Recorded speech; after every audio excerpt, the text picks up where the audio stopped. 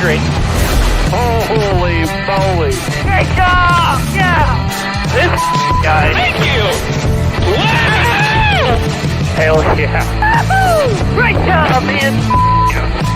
Now we got a crash. Car spinning left and right. Buddy, let her rip. Rain like hell, baby! Come on!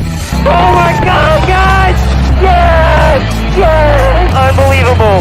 You guys are the best! Yes, yes, yes, yes! Oh, what a year!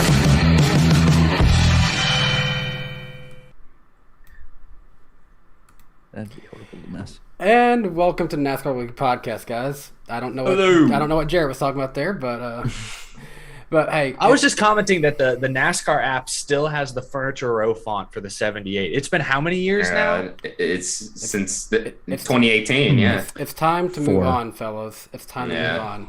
But hey, we appreciate you guys checking out NASCAR Weekly Podcast. Tonight here on DannyBTalks, we are hosted by our usual panel, but as you can tell, there is one other face in here. You know him by many names: Steve, Deputy Favignano, and of course, Big Mama Juju.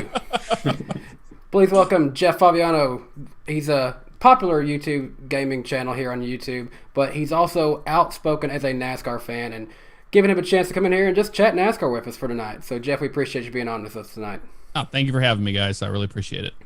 Real quick here, we do want to say thanks to one of our sponsors to start the episode. Thanks to Mowbie. Mowbie is one of our proud sponsors. As you can tell, outside of Darian, most of us are bearded gentlemen, including Jeff here. Don't mind me, just taking care of business over here. Yep. Eric showing off the great tools there from Mowbie. Gonna show up on my white shirt. I should not actually shave my beard on the stream. But, hey, yeah, that probably wouldn't be good, but... Hey, Mowbie offers up to an adjustable 5-step guide for precise hair length. So, no matter if you've got more of a medium beard like myself, a longer beard like Jeff, or a shorter beard like Eric's, you are good to go. You can check out their products in Walmarts near you, and Mowbie will take good care of all of your male facial grooming needs. Thanks to Mowbie for sponsoring this week's episode of the NASCAR Weekly Podcast. Now, outside of that, guys, we had probably quite possibly one of the coolest races of the year, much better than last year's Circuit of Americas. And Eric, I want to open up to you to start this episode. Since you picked Ross Chastain to win, I wanted to, but I backed myself into a wall by having him as underdog instead. But, at the end of it, Eric, I thought my guy was going to steal one again, but he didn't. What do you think of that?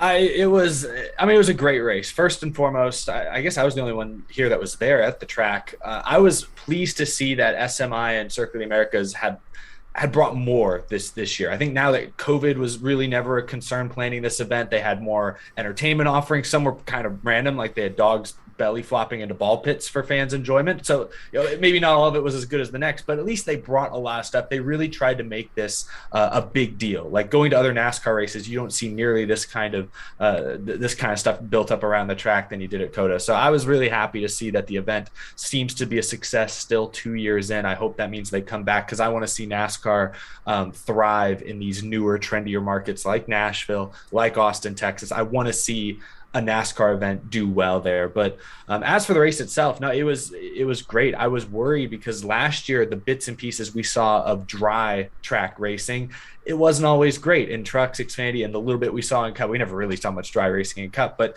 the cars were kind of spread out, maybe difficult to pass in a lot of spots. But I thought with the next gen car this weekend, there were ample passing opportunities. Obviously on restarts, when they all fanned out 5 wide going into turn 1, you can make up positions, but turn 11, turn 12, and as we saw at the very end of the race, turn 17, you could bump and run. Turn 19, you could bump and shunt and run. There were plenty of passing opportunities, and I think the next gen car, as it's done pretty much every week this year so far, it passed the test once again. I think it allowed the drivers, it put the racing in the drivers' hands and allowed them to showcase their talent. So I thought it was a great race. Certainly, like you said, Danny, better, more interesting, more entertaining than last year. And I hope that I hope they come back in 2023. I hope this continues to be a mainstay on the schedule. Absolutely. Jeff, I want to ask you, because you've been watching NASCAR for a while. You was telling us that you was watching it long ago, and then you got back into it about the late or middle 2010. So as a NASCAR fan for a while, what you saw this Sunday, how does that compare to what you expect out of NASCAR? This entire season so far has been amazing. I'm proud to be a NASCAR fan again there towards the end of the last the last bit of what the Gen 6 offered, I was starting to get kind of like old, kind of tired of it. But yeah, I had a really open mind going into this season, and everything that we have seen so far has been nothing short of fantastic. And it reminds me of the 2000s era of NASCAR. Absolutely. And speaking of the 2000s era of NASCAR, that's something my friend Jarrett knows all about. So Jarrett, you tell us tell us your thoughts on this one. Well, so the thing that I was kind of nervous about going into this weekend, I wasn't too nervous, was just how it was going to be, like we talked about, being dry. I mean, I remember being there last year, and I don't remember being dry, even when it wasn't raining.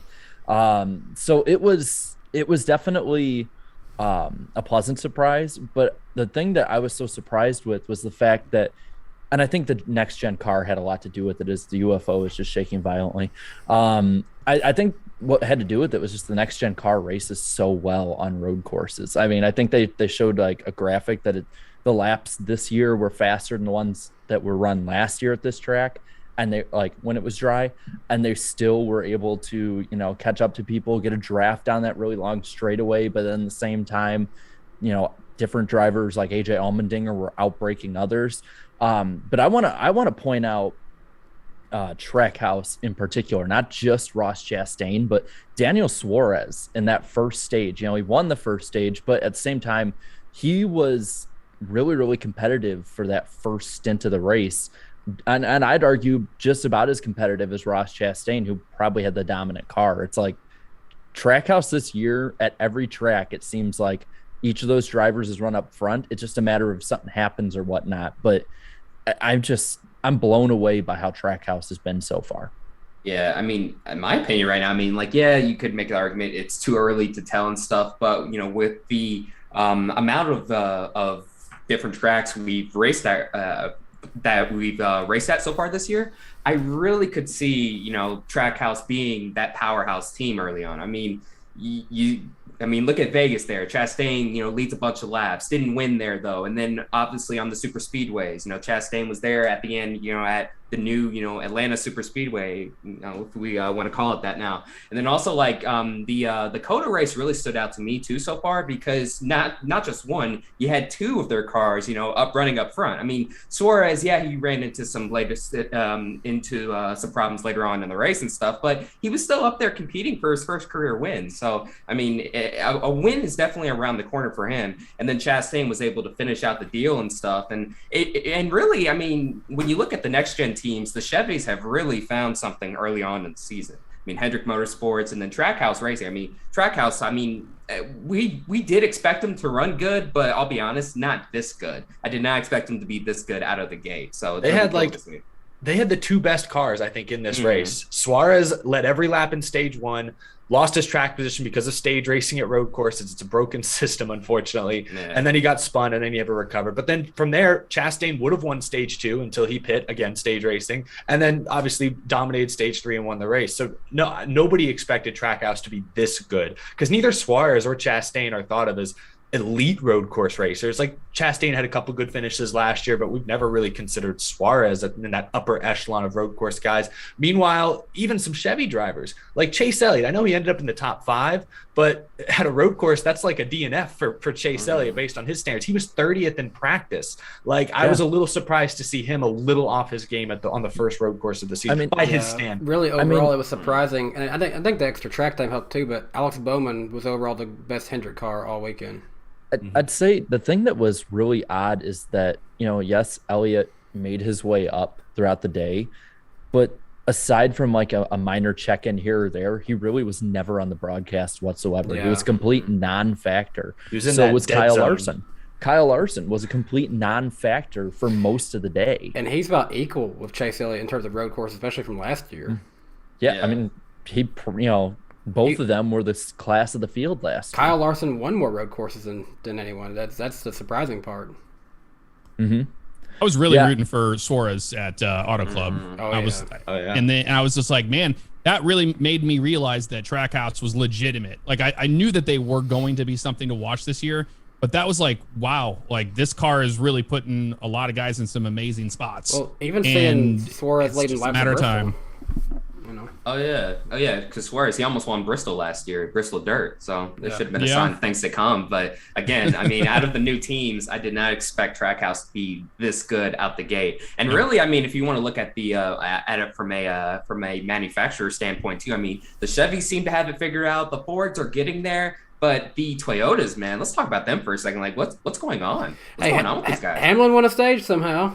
Yeah. Oh, yeah. That's right. Yeah, that was their lone highlight, I guess. But this is kind of aside. Well, I guess we'd say aside from Matt Kenseth, this is what they pretty much did in 2013. They took a step back with a new car. 2014, they weren't really good until major changes were made in 2015. So I'm not really surprised per se that we have Toyota as a manufacturer lagging behind. We were going to have one. But yeah, I mean, Denny Hamlin actually made an appearance this season without missing a shift. So they still didn't get a top 10. People are forgetting about the Las Vegas race because that was a Toyota show. Yeah, that race would have been won by Truex. Yep, True. Yeah, but they've certainly been a little off. Like Bell came back to finish third, which he desperately needed. But aside from him, Kyle Busch, there was a lot of chaos late in the race. Like Busch got caught up in something on the last lap. We finally saw replay like days later. Truex was kind of just a non-factor. Hamlin, after he lost track position, was kind of a non-factor. So, I mean, there's certainly issues with Toyota. But, I'm not going to panic just yet because they have still showed signs of race-winning speed. But, it's surprising that Hamlin doesn't have a top 5.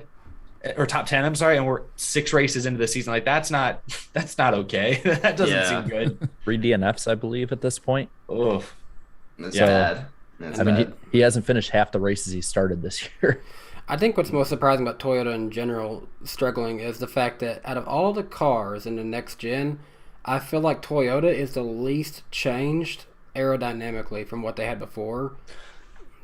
Yeah, well, I think with Toyota, when they first announced that or considered going to a spec car, Toyota was outspoken against it because Toyota spent probably more money than Ford or Chevy on development of the old Gen 6 car. Yeah. And that was they building the cars up from the ground up all by themselves. I think Toyota had an advantage then. I think now that all the cars are equal and it's really just what do you have under the hood. I mean, we saw at the end of 2020, Chevy made huge gains with Chase Elliott winning all those races. So I just think Toyota, when it's just a battle of the engines, they're as average as everybody else. They're really no more special because every other area they had an advantage has basically been taken away from them, I'd say. So I think, they are lagging behind probably largely because of the next gen. Like I hate to chalk everything up to the next gen. I mean, the people building the race, assembling the race cars, working on the race cars, executing at the track still matter. But we know Toyota has good drivers. We know they have good crew chiefs and they're some of the best pit crews. So at this point, their struggles, I think, pretty much have to be chalked up to the next gen. They don't have it figured out yet. Yeah, I think that's Eric basically just hit the nail on the head right there. Moving on, talk about more subjects in the race. There was a fair amount of cautions and definitely a lot of drama to the end of this race. So who wants to start off with their overall thoughts on that one? I could just say right here. Okay, it's road course racing. It's road. I mean that's what road course racing. Road course racing. It's what it's become in NASCAR in a lot of ways, and we can maybe argue whether one of them was a caution or whatever. Pretty much every one of them was a valid caution. But this is just what it's going to become when, NASCAR. I don't want to keep beating on this drum, but I kind of do. When they don't institute, just when they keep having full course yellows for need different to add incidents. local yellows. Or some kind of variation to what we have now, because it just sets it up to where these guys have to dive into every turn or every one of the first couple turns, because that's one where you're going to make up the most ground when you can go 5 or 6 or 7 wide into that first turn. And two, for a fact that somebody's going to get spun. So, if you can make up that huge chunk and then have another restart, you can continuously make up these big chunks. I see people, it's a wreck fest, it's this or that, but I don't see it as anything worse than a Daytona or Talladega finish. Almost all the cars were still out there at the end. It was just the chaos that the end of these races have now. Yeah, and I mean, I'll be honest too. I was very surprised that we didn't see more wrecks entering turns. Entering the first turn there and stuff too, because like you said, 6, 7 wide sometimes too. I mean, I was watching some of the race highlights again this morning just to get a refresher on what had happened and stuff, and I was like, oh my gosh, that's right. They were really racing like this on every single restart. So I was surprised there wasn't more wrecks, to be honest with you. But. On the point of local yellows, I saw Jeff Gluck. I don't remember the guy's name. I think it was Jeffrey something. Had a thread on Twitter where he suggested sort of a variant of the virtual safety car, and I don't remember exactly how he described it, but I thought, okay, maybe that's realistic, because the problem with local yellows, the way other series do them, is I think even NASCAR said this. If they feel like they need to put safety vehicles on or near the track, they're going to throw a full course yellow. And I think for pretty much every caution that we saw on Sunday, it was either a car stalled that needed a push. It was a ton of rocks or debris kicked up on the track, which would require a full course yellow, unfortunately, or a wheel fell off a car. And that requires someone's got to go get it. There's got to be a guy getting out of a truck in racing in the field of play. And I think anytime that's comes up, NASCAR is going to go full course yellow. It just sucks that COTA is a 3.5 mile track.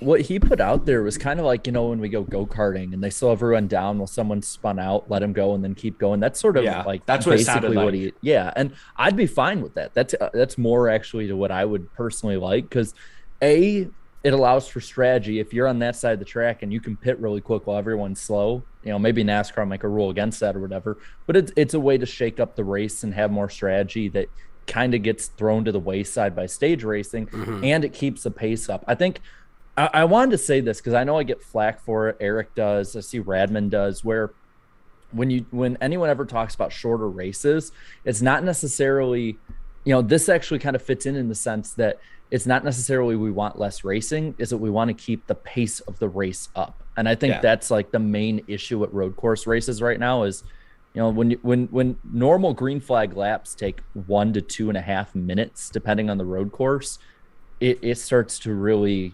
drag down the pace. And then you add a caution. You add a caution, and then you add, the mandatory stage cautions that come out. It just takes forever to finish. Yeah, they love it because you're getting a lot of full screen commercial time during that, and then you come back and they're like, all right, they're halfway around COTA now, so let's go to another commercial break. I think they did that Saturday. They did. I think it was the old Montreal track in Canada, the Nationwide Series used to go to. That one seems like the cautions would take forever at that one. They couldn't even get around the track by the time a commercial break would be done. Dude, at Road America last year, we were able to go to a different corner, order cheese curds, eat those, and then find a place to sit before they even got halfway around the track. It was insanely long. Wow. But I would, I might be embellishing there, but I would love for some kind of small change to be made, just so that, again, just keep that pace up.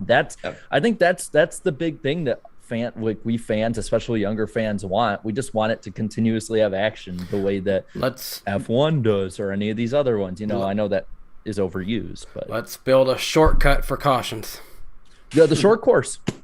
Yeah, why not? Use the short course for if they're able to. Some kind, if they're able to use that to make the caution shorter, maybe don't count the caution laps in that sense. I guess you could do that. But then also, I was thinking about this too. Once the race goes back under green, do you think one of the drivers would accidentally take that shortcut? No. If they do, they will get memed to death.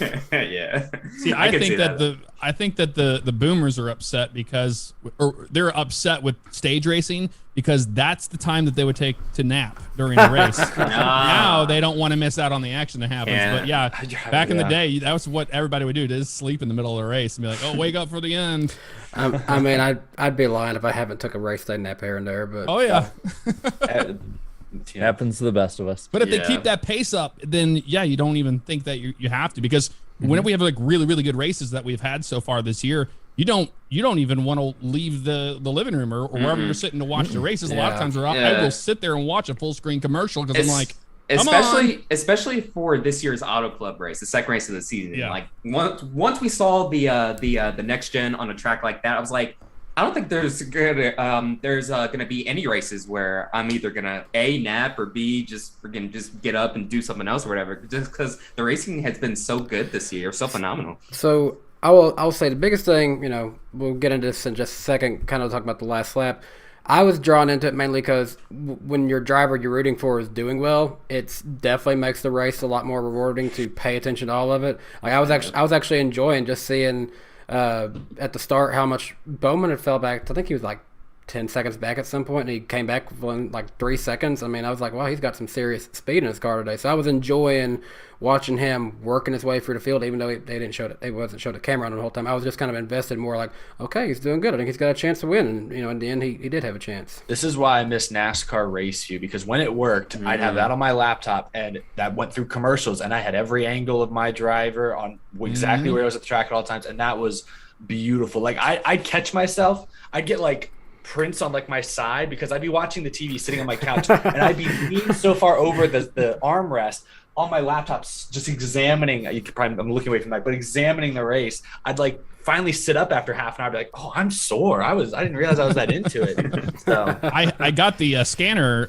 part, on the app, and I use that. But a lot of times, like towards the end of the race, I have to shut it off because it will spoil it. Because for some reason the scanner it's ahead. That's right. Ahead of the broadcast. It is ahead. Yeah. I'm like, I have to turn it off so it doesn't ruin it for me. I do gotta say, I didn't get to watch the first part of the race on TV because I was actually busy catching on some work here in the office. So I didn't have a way to watch it in the office. I was actually listening to PRN's like coverage of it. I thought they did a phenomenal job actually on the radio this week, like calling that race, especially for a road course. They got to have a lot of different guys. They had a lot more hands on deck to do that. Their way of like pretty much telling me what's going on was really good. I still felt like I knew everything that was happening, along with paying attention to the NASCAR app. But for those of you who did get a chance to watch it on TV, was it really as bad as it sounded from the start of it? Like the Fox broadcast part of it? Yeah. I'll be real with you. Like, aside from them constantly all weekend wanting to go commercial with 5 to go, the coverage itself wasn't as bad as people were saying personally. Especially Tony Stewart being on there. Oh, I love having Tony back. I was just about to comment on that too. Tony Stewart being in the booth and calling out NASCAR on some of their BS calls. I love it. I'm all for it. But I will say this though. The pre-race show, again, just continues to be cringy and cringy each and every race. I haven't been watching those. I guess that's more what I'm asking for because I didn't see any of that. Oh, it's a method of torture. I saw awful. it. That was actually my first ever pre-race show I'd watched this year, outside of Auto Club. So the second pre-race show I've watched in its entirety. And I don't know, just seeing Michael Waltrip interview The Undertaker and stuff, and like he was just, I was just like, man, look, I love me some Mikey. Don't get me wrong, but like it's in certain instances that I love him and stuff. I'm like, did he really need to do that type of interview with The Undertaker there? Because like he was like up close in his face. Michael Waltrip, like, what's going on, man? Michael Waltrip is the last person that they should have had around The Undertaker. Yeah, I don't know. It just felt it was just really cringeworthy to me. I'll be real. Yeah. That really wasn't anywhere close to like being the worst one this year. Like it actually was an improvement. It was still cringe though. That's what's crazy. But that cringe worked in like the 2000s. That worked in the 2000s. Yeah, it doesn't now. Maybe that's the thing. No. Maybe it's because they were younger then. I don't know because like I go back and I watch some of the stuff from I watched like 2003 races a lot here lately. And I'm just so invested into what they were doing. Like, they were doing more journalistic pieces, and I think I love that kind of stuff. Like, one of the races I was watching, it was actually the Rockingham race where Kenseth wrapped up the championship. They had an interview with Jack Roush talking about, him surviving a plane crash. One I was watching. Yeah, which one? which one? Oh, yeah. They had something talking to Kurt Busch about the guy, who unfortunately passed away. He didn't pass away. He had passed away or he's hurt. There was a guy he had to fill in for at a late model race and kind of like help jumpstart his NASCAR career. I mean, there was a lot more, I don't know, good deep dives in NASCAR. Like they were giving people who didn't have the access that they wanted, a chance to see these guys behind the scenes. I think that's the stuff that I miss before races. Like we say this a lot of time. We miss the Speed Network stuff. We miss that kind of stuff because that was proper NASCAR video journalism before races, in my opinion. A lot of that stuff. And then like one of the other cringy things, like they had the entire NASCAR on Fox crew like lip sync to some country song or whatever. I was like, what? I'm like, what is this? I'm like, I want to see racing. I want to see you guys talk about racing. I don't care for all these other little skits or whatever. I'm like, this is not some high school talent night show. Like this is a real broadcast, y'all. Like, come on, let's take it more serious. I mean, I get it to a point because your people involved are also your people involved production are also your stars, but most people are tuning in because they want to see the racers, and even us to an extent, we have to sometimes talk about ourselves and our YouTube stuff, but at the same time, we know that people are wanting to see NASCAR content when they come to our channels. I'll put it this way. I was watching I watched the entire F1 race. They were in Saudi Arabia. So I was watching that and I was just like, yeah, like this is amazing. The broadcast and stuff, the graphics and how serious they take it, and then you turn on, NASCAR on Fox's broadcast, the pre-race show and all that stuff. And I'm just like, man, like, dude, NASCAR could be so cool. That's the thing. I mean, what I'm trying to say is that, and we'll probably talk about this more when we talk about the ratings and stuff, but that 18 to 49 demographic, that key demographic and stuff. I mean, F1 is not too far behind NASCAR in terms of those demographics, how many people watch those. And I feel like one of those things that make F1 so entertaining and so, I guess cool looking is how serious they take the broadcast and stuff, the graphics and stuff, the commentating too, it's with, it's definitely with the times as, as compared to Fox's NASCAR and Fox broadcast team. That's kind of, they're kind of stuck in the early 2000s is what I'm trying to say. Well, guys, I didn't mean to get us on a tangent talk about the Fox stuff, but let's get back on subject here. I'm probably going to be a little bit biased in this, so I'll let some of the other guys talk about this more. that finish, Chastain, Allmendinger, Bowman. I do got to say, I feel like Bowman, compared to the truck race, ran those last laps absolutely perfectly clean. He honestly passed them all clean, in my opinion. He didn't touch any of them to make the pass. Oh, we lost Jeff. He'll be back. Oh, we'll get him back. Clean. He gave Chastain a shot between 17 and 18. He didn't touch him. What are you talking about? Oh, he did. He did. I didn't see it. Not a bad one, but he gave him a He little had the bit. 48 blinders on, man. I saw him pass on the inside. What are y'all talking about? How do you think the inside got open? I don't know. That's it was, that one was fair. That's not the one that was controversial. Wait. Is this like the last lap? What are we talking about? Yeah, like right after Allmendinger bumped Chastain, he also got bumped by Bowman just a little bit. A little bit. I saw him more having to swing wide when Chastain went wide. That's all I saw. All right, Danny, all right. You are biased, man. I'm gonna call it, man. Come on, bro. It was. I'm not saying it was a bad thing. Either way, like, I'm completely fine with personally. I'm completely fine when it comes to difficult, hard, beating and banging racing for the win. Like, you're going for the win. What else are you going for? Why wouldn't you try and do everything you can?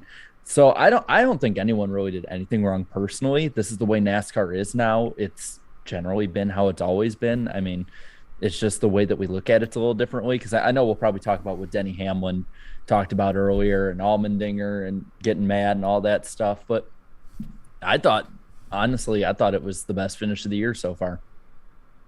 I would agree with you there. Yeah, you can go ahead, Jeff, if you want.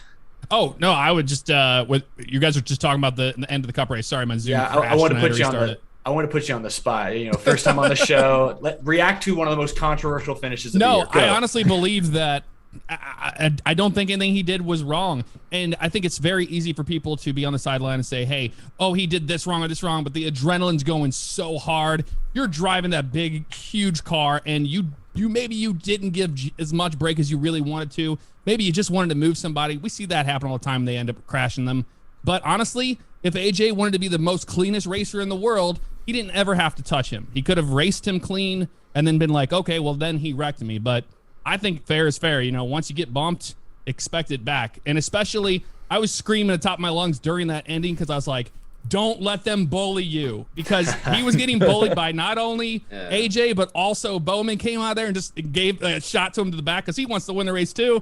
I'm like, don't let him bully you. And then when he did what he did, I was like, I don't think he intentionally wrecked Bowman. Obviously, he wanted to move AJ out of the way. The quarrel was with AJ more than it was Bowman, basically. Yeah. So for me, I think it's that's NASCAR. You know, you choose to touch another car, and even if you made that mistake, and you have to just kind of live with it, in my opinion. But it was an amazing finish. This will definitely go down as one of the early contenders for greatest finishes of the year, I think. Oh yeah, and I mean for road course standards too. I mean this is you don't get amazing. That. You don't get this on road courses. Not too often. Not too often. I think it definitely gave off 2018 Roval vibes for the finish there. Well. Roval. I'd even say 2012 Watkins Glen. Or 2012, yeah. 2012 coach, because the Roval, it was more just Jimmy made a mistake and took Truex out. There was no real retaliation. Okay, I'd say he's connecting. He's connecting the 48s to it. Also kind of like 2018 Watkins Glen as well. Chase having to hold off. Honestly, that's actually a pretty good example. Chase trying to get his very first win, having to hold off the champion, and then that was the clean version. Yeah, that's the clean version. But in this case, you got Ross trying to get his first win, holding off AJ Allmendinger, quite arguably one of the best road course ringers we have in the sport today. Yeah, so that was my point. So I bought this hat before the race because my dad's a Chastain fan, and I figured he or Suarez was going to win this race. In fact, Chastain was my pick coming in, but I almost changed my pick to Suarez. So I was pulling for Chastain, and I was very impressed. All those restarts late in stage 3, he'd get away. Yeah, he was maybe running Allmendinger wide a little bit in turn 1. I know Allmendinger came over the radio and complained about that. Fair enough, but it is, it's basically short track racing at a road course when you go up to turn 1 there. So I was really impressed with Chastain's ability to hold off Allmendinger through all those restarts. And then I was shocked because he kind of got away on that final overtime. And by the time they went to turn 11, I couldn't see those turn 11 from my seats. I was like, oh, when he comes by, everyone's just going to cheer. It's going to be like, he's just going to win the race. They come by and I'm like, how the hell did Allmendinger get so close? So Chastain must have slipped in turn 11. And all of a sudden through those switchbacks, it was a race. And, I think Allmendinger giving a little bump to Chastain is fair game. If he had won the race that way, I'd have been disappointed because I was pulling for Chastain, but I wouldn't have been mad. I would have said, hey, he didn't wreck him. He just moved him a little bit. That's a bump and run. That's textbook NASCAR. And then when Chastain went in there and really sent him, I think the only argument I can see from people is that he hit him too hard. Like the 2 hits were not equivalent, but I think, like you said, Jeff, that is NASCAR racing, and he did get used up a little. Contact. He got used up a little by Bowman as well, and I think if Bowman's not outside of Allmendinger, he's not going to spin out. He still goes really wide and loses the race probably, but he's not going to spin out and finish 30th the way he did. That's the only part that disappointed me. I'm happy Chastain won. Payback was justified in some form. I was just disappointed that Allmendinger ended up 33rd. He didn't deserve 33rd. I will say this about Bowman, because I know we joke and all, but Bowman did have one of the top 3 cars all day. He got the finish. He got the finish he deserved. Well, I saw a lot of people being like, oh my God, how is Bowman going to get another win that he doesn't deserve? Or like he was in the top 3 all day. He was in the top 5, top 3. He was methodically moving his way up. So I want to give him props right now because I noticed like a lot of people haven't given him props for how well people say he that ran. I'm a Bowman hater. I said in my video clearly that he had one of the top 3 cars all day. But if he had won that race, he would have quote unquote backed into it, as Kyle Busch would say. He didn't lead a single lap. Yes, he was fast. He didn't lead a lap. I will say that when those, when Chastain and Allmendinger were racing and Bowman like caught back up to him, I sat back on my seat and I was like, oh my God, Bowman's gonna get another one. Bowman's gonna win. Bowman's gonna win. I thought so. If Bowman won that, no, that wouldn't have been a Mickey win.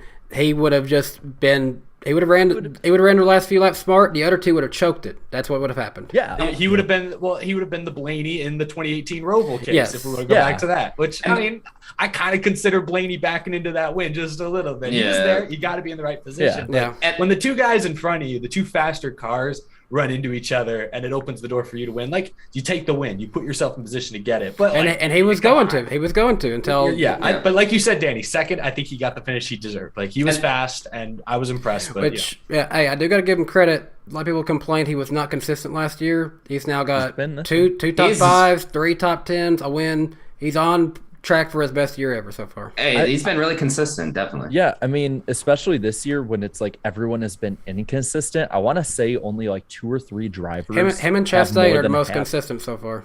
Yeah, I want to say like 2 or 3 drivers I think have more than 3 top 10s, and it's like only like those ones have 4. And I think it's like Chastain, Elliott, and maybe 1 or 2 others. Yeah. So it's like having 3 top 10s so far in 6 races is the top of the line right now. Even Larson's starting to have a few races where I'm kind of wondering if he's hit or miss right now.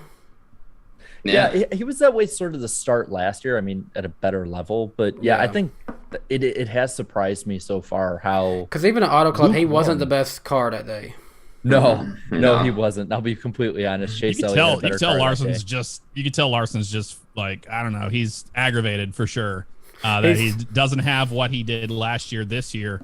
And it showed at the Clash when he wrecked Hailee. I was like, that's just thankfully he has a win already. Really bad. Yeah, he has a win already. At this point, if you have a win, be thankful because that's a big thing right now.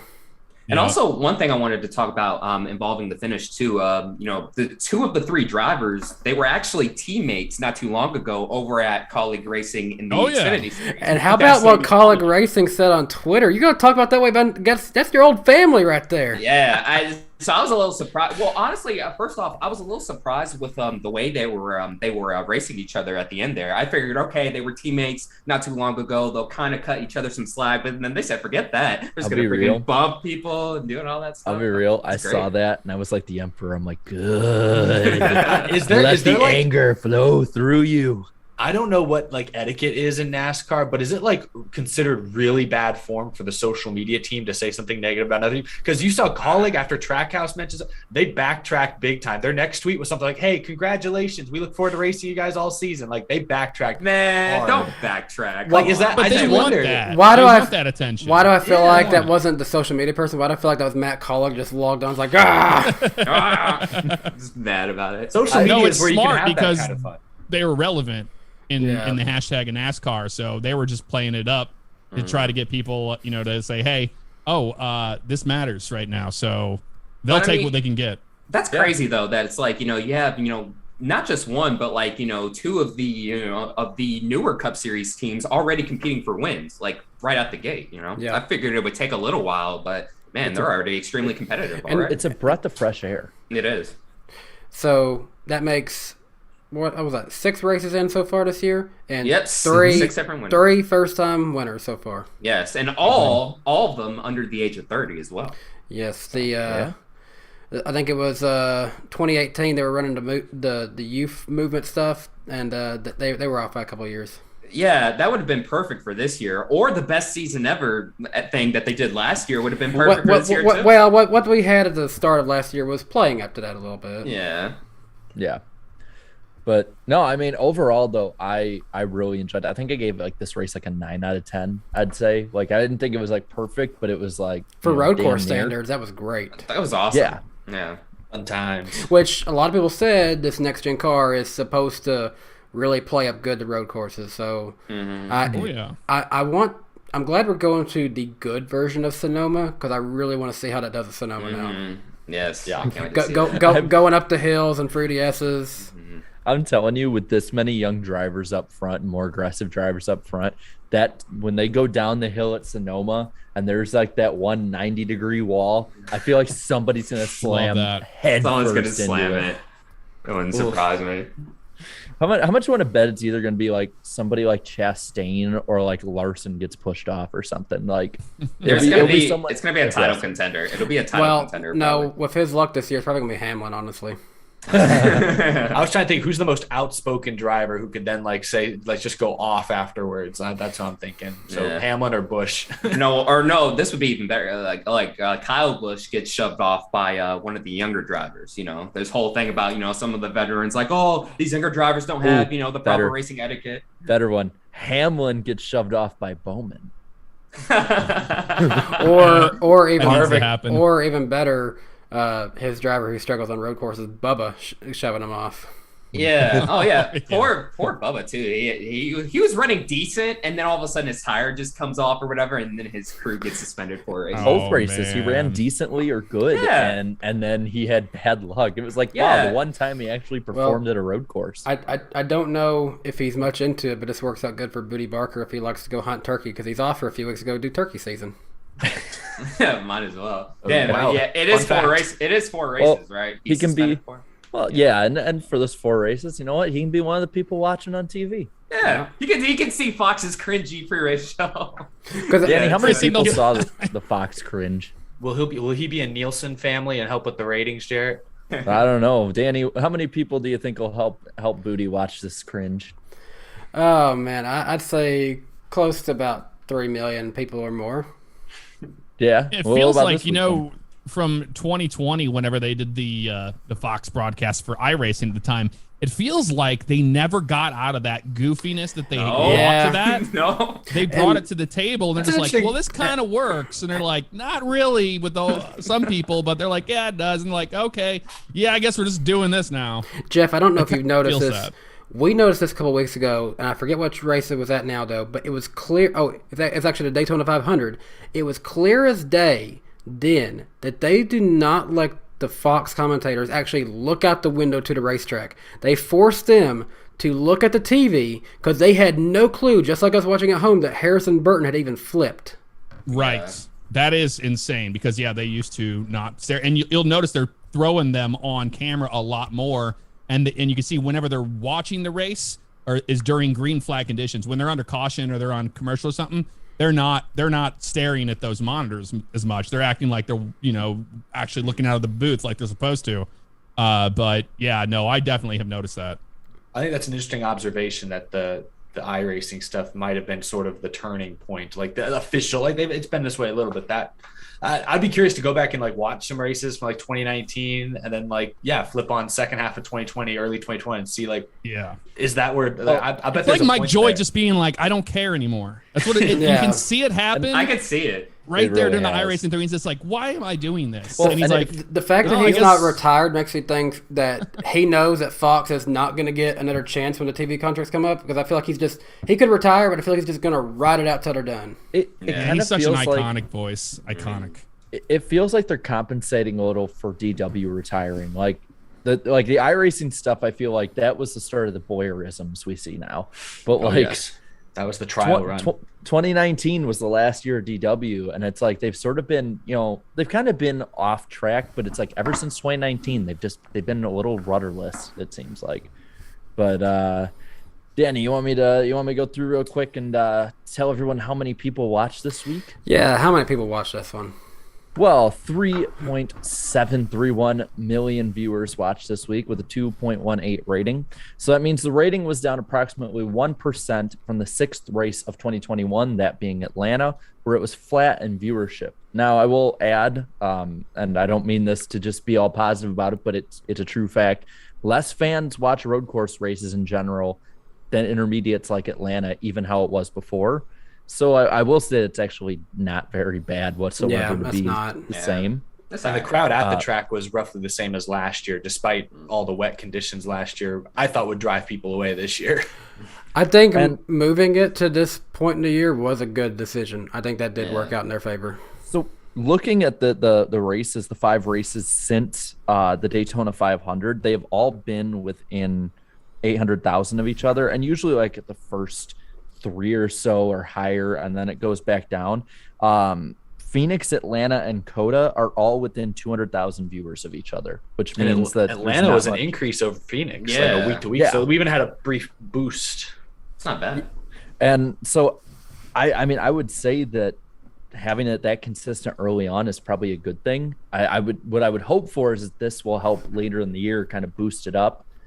I mean, the way it was last year, where it kind of went up at the end of the year too. So good stuff for what it's worth. You know, nothing really too much to add to that though. Well, Darian, think you know what to Oh, do yeah. now. That's right. It's time for the poll, the famous iceberg poll on the NASCAR Weekly Podcast. What were the ratings in the poll like? So we had 14,500 people vote this week. 64% of you said this was a great race. 25% said it was a good race, meaning that 79% of you were positive about this race.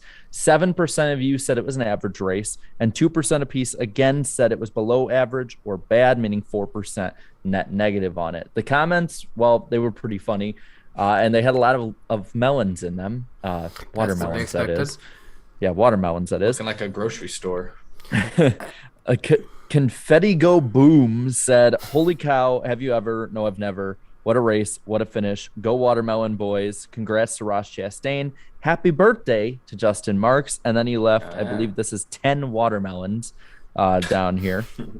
Ryan Morrison says, "As someone who's been anti-COTA for stock cars, I have to say, the next gen car performed even beyond what I could have ever hoped for.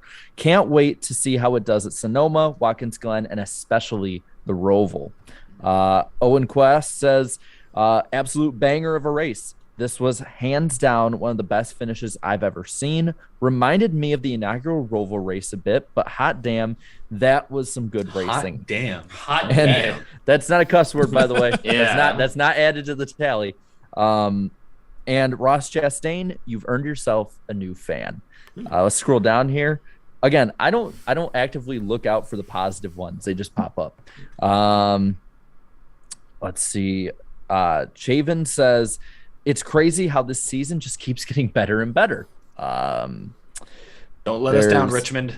Don't Please. let us down, please. I'm ready for that. On a side note of that, I will say that Richmond was not the best for the Gen 6, so if they can put on a good race here, I got a lot of hope for this car.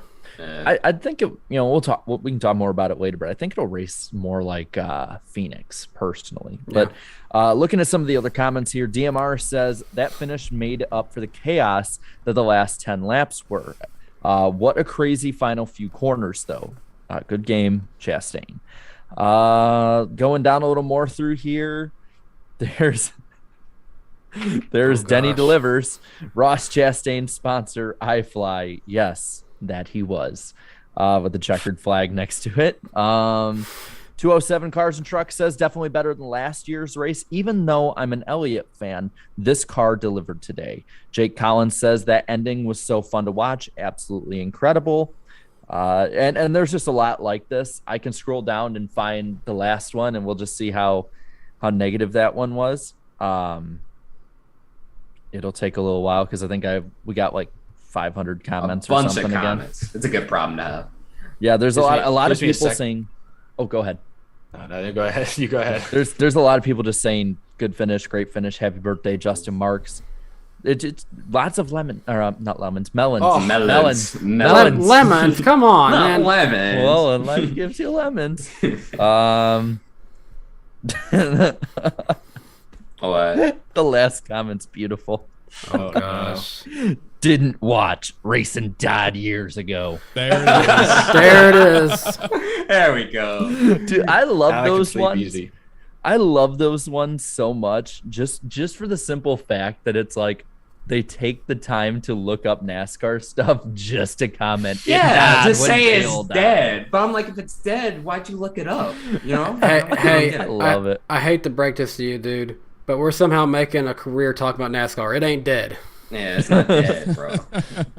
Well, if it'll ever load up, I'm trying to get down to the first comment, but well, YouTube is not cooperating right now. Oh, Reminds yes, me it of the is. meme. All the people in their trucks with the sunglasses on. I love that meme when that pops up.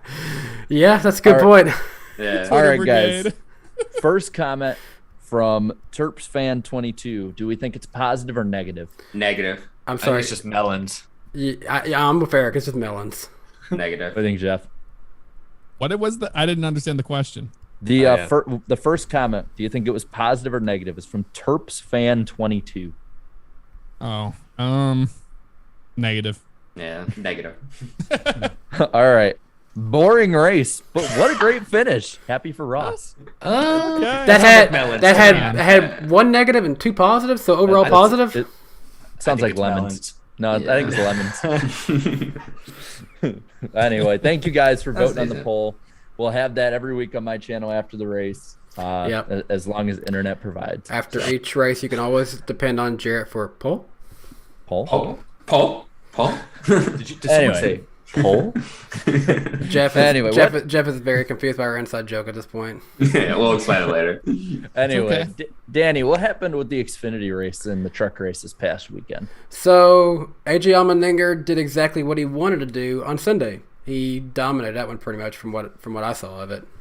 Yeah. Yeah. I was an idiot to not pick him as my winners thing for the podcast. I was like, oh We, yeah, we all I picked Ty were. I picked Miguel Pluto. I think he got. I think he got a top 10, but he wasn't that good. He wasn't. AJ, Yeah. I picked I realized it after the race. I picked the last 3 Xfinity races, so I'm like just bound to have a horrible pick soon. But I yeah, I was think this Ty close to the Gibbs. weekend sweep, and not for Mhm. foaming Right. and freezing in the truck race. Yeah. But no, Allmendinger was the safe pick coming in, and I mean he basically dominated. I only saw about half of the race. I was driving to Austin during this race, so I only saw about half of it. But from what I saw, it kind of looked like AJ's world, and everyone else was just trying to And keep tabs on him. also like Ross Chastain, he almost won Saturday's race there. Yeah, if he didn't he get fell spun back. out. That's Did he true. get- was it a penalty or did he get spun at the end? He got 'Cause I spun noticed out. He got spun. Yeah. Okay, 'cause I looked up and I was like, he's still in the top like 5 late in this race. He could win. He Yeah. could compete in a DGM car, and like- then he was just gone, and I never saw was what up happened there. to him. I like how really, if you look at it outside of Kyle Busch, everyone who was relevant towards the there were people who was relevant in the truck race and relevant in the Xfinity race that were fighting for the win in the Cup race. So Track time is needed. track time is needed. That was something that Ross Chastain alluded to at Atlanta when he finished second. He said, even though he didn't do that well in the truck race, that extra track time was key for him. Yeah, I noticed that in a couple races, but I will say, speaking of strictly Xfinity guys this weekend, I was really impressed with Sam Mayer.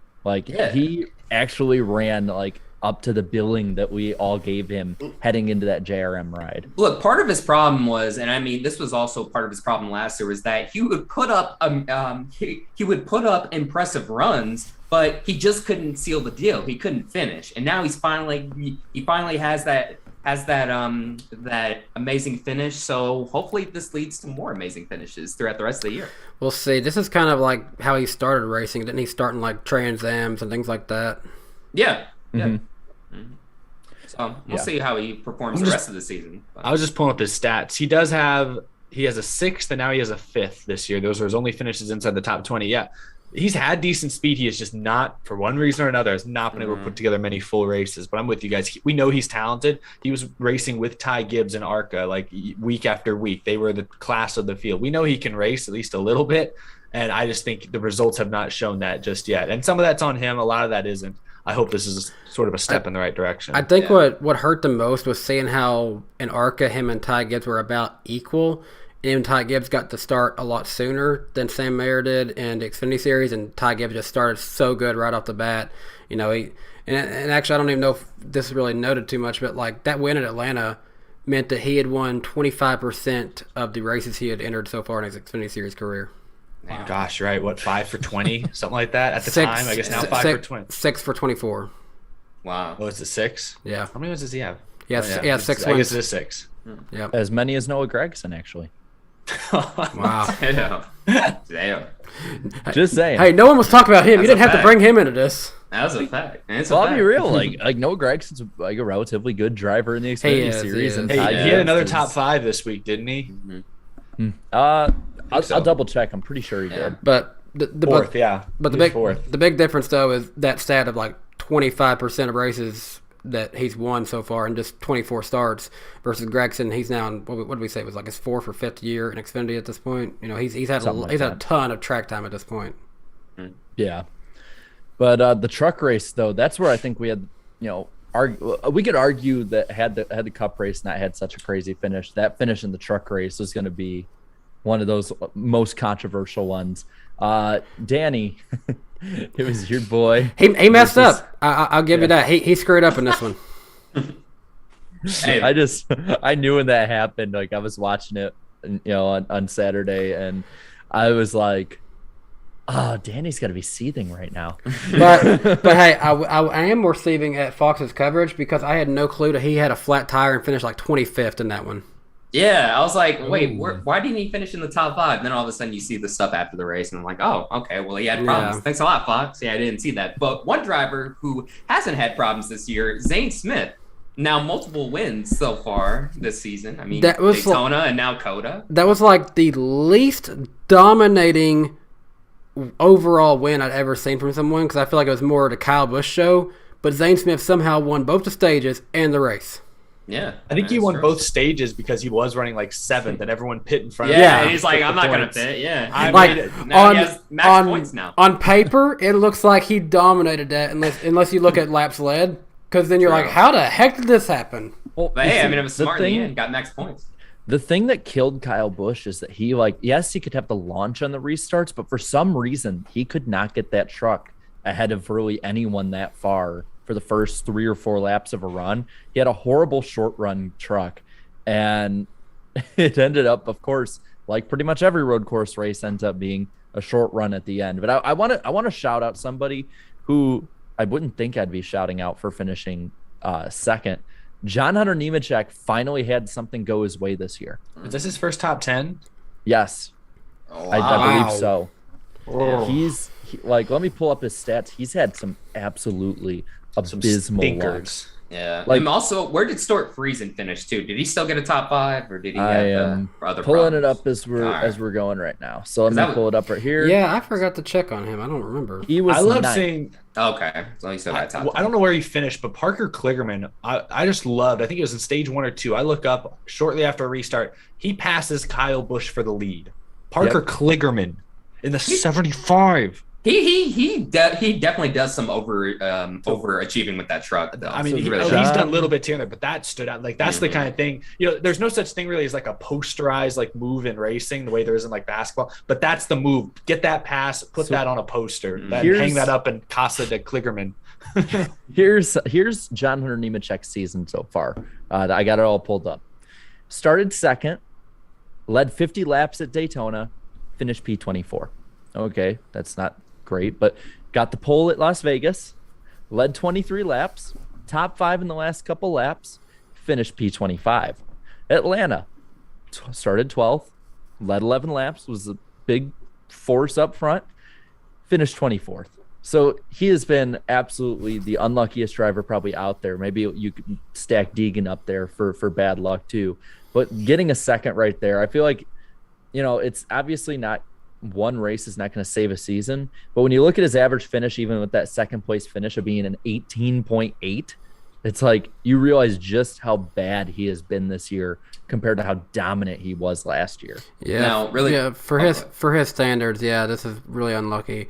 You mentioned Deegan. I would say she's probably had a little bit less luck this year. I mean, at Atlanta, getting hit by someone and then having smoke inhalation, that kind of takes it right there. Now, I was about to ask about her. What happened at COTA?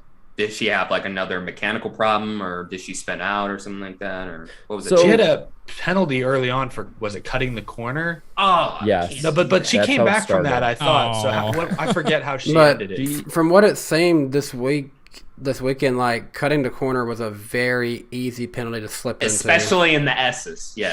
She got into a crash and it pretty much totaled the truck. Damn. She wasn't running great, but I mean she was at least keeping pace. But it was She ended up not 34th. Yeah, it was Ooh. not inspiring whatsoever. And I She believe, came back to be like close to the top 15, if not in it, before the wreck. But still, man, I don't know. It's like I believe she's she had has to qualify in though, right? Yeah, I think she has to qualify in now. I think for the owner's points. I mean, dude. I mean, like, yeah. I mean, granted, she has had some bad luck and stuff, but also like some of these runs too. Again, you would expect her to run a little bit better than she has. But I also do understand, like, yeah, it is racing. You're gonna have bad luck, every now and then and stuff. But I did not expect her to be this low in the standings to start the year off. though. I still think she's more than capable to qualify in, because DGR should definitely not have a truck that's slow enough to not qualify in. Well, I think she'll make the race more than likely, unless. But the thing breaks. but just the fact that she's even in that position, though, I didn't expect that to happen. So we'll see if stuff turns around for her. We'll see what happens. I think they definitely got to have Dirt Bristol circled as a great opportunity to improve a little bit. Yeah, we'll see. Just finish some races. That's all I'm asking. Yeah, Just he's finish a gotta finish. race. Yeah, Seat gotta finish time. racing, bro. That's all. Anyway, But that was yeah, fun weekend. overall, yeah, like Eric said, fun weekend. That got us through the first hour, so great overall. Damn, we actually spent a solid hour talking about the entire race weekend too. You're right It was on the money. good. That's Yeah, that was a good one. That was a good one. that proves that NASCAR's got a pretty good product if we can talk for a solid hour about one race. Absolutely. At this point, though, we do want to say, hey, we are also funded by viewers like you. Thank you. Thank you.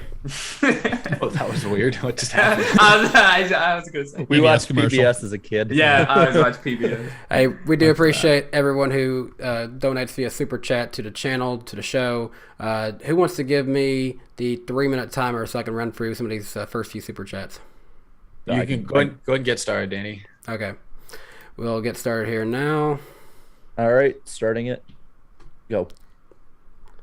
All right. Sorry, I got to figure out where the newest one is. Restart the timer. All right, tell me when. And I Let's wonder. pause 10 seconds for station identification. I wonder Okay. what people on You're- Spotify think of this. You're listening to the NASCAR League podcast on DannyBTalks. NWP Talks. All right, ready? Okay, All right. yeah, I'm ready. Need like an obnoxious away you record go. scratch.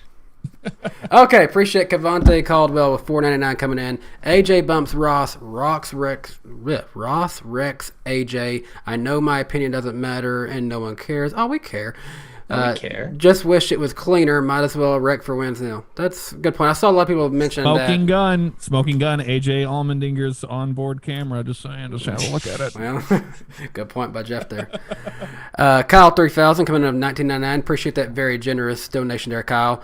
I'm gonna say this from COTA: paying for a grandstand seat is a mistake. Whew, general admission all the way. Sat in turn 19. Got to see the best moment of the race. That is a good point. I've heard for road courses, fair. you might as well just get a general admission because then you can pretty much just change your view up. Napa Racing fan 927 coming in at $5. Appreciate that. The NWP featuring Eric Kenseth, Danny Bowman. It's weird. I worked with a guy named Danny Bowman. Jarrett Earnhardt and Darian Earnhardt Jr. will entertain you tonight by saying, "What was that finish?" Yeah, we Was that basically did finished? just say that for an hour. Yep, basically. SDJ2 coming in at $1.99. Appreciate that. When are you guys coming up to Watkins Glen? Definitely got to get that off my bucket list sometime, but not this year, unfortunately. Yeah, probably not this year, but definitely in the hike. future. When gas goes under $4, we'll start talking again. When gas is back to normal, then yeah. You just take the private jet. Yeah. I mean, I wish. don't you know we're YouTubers?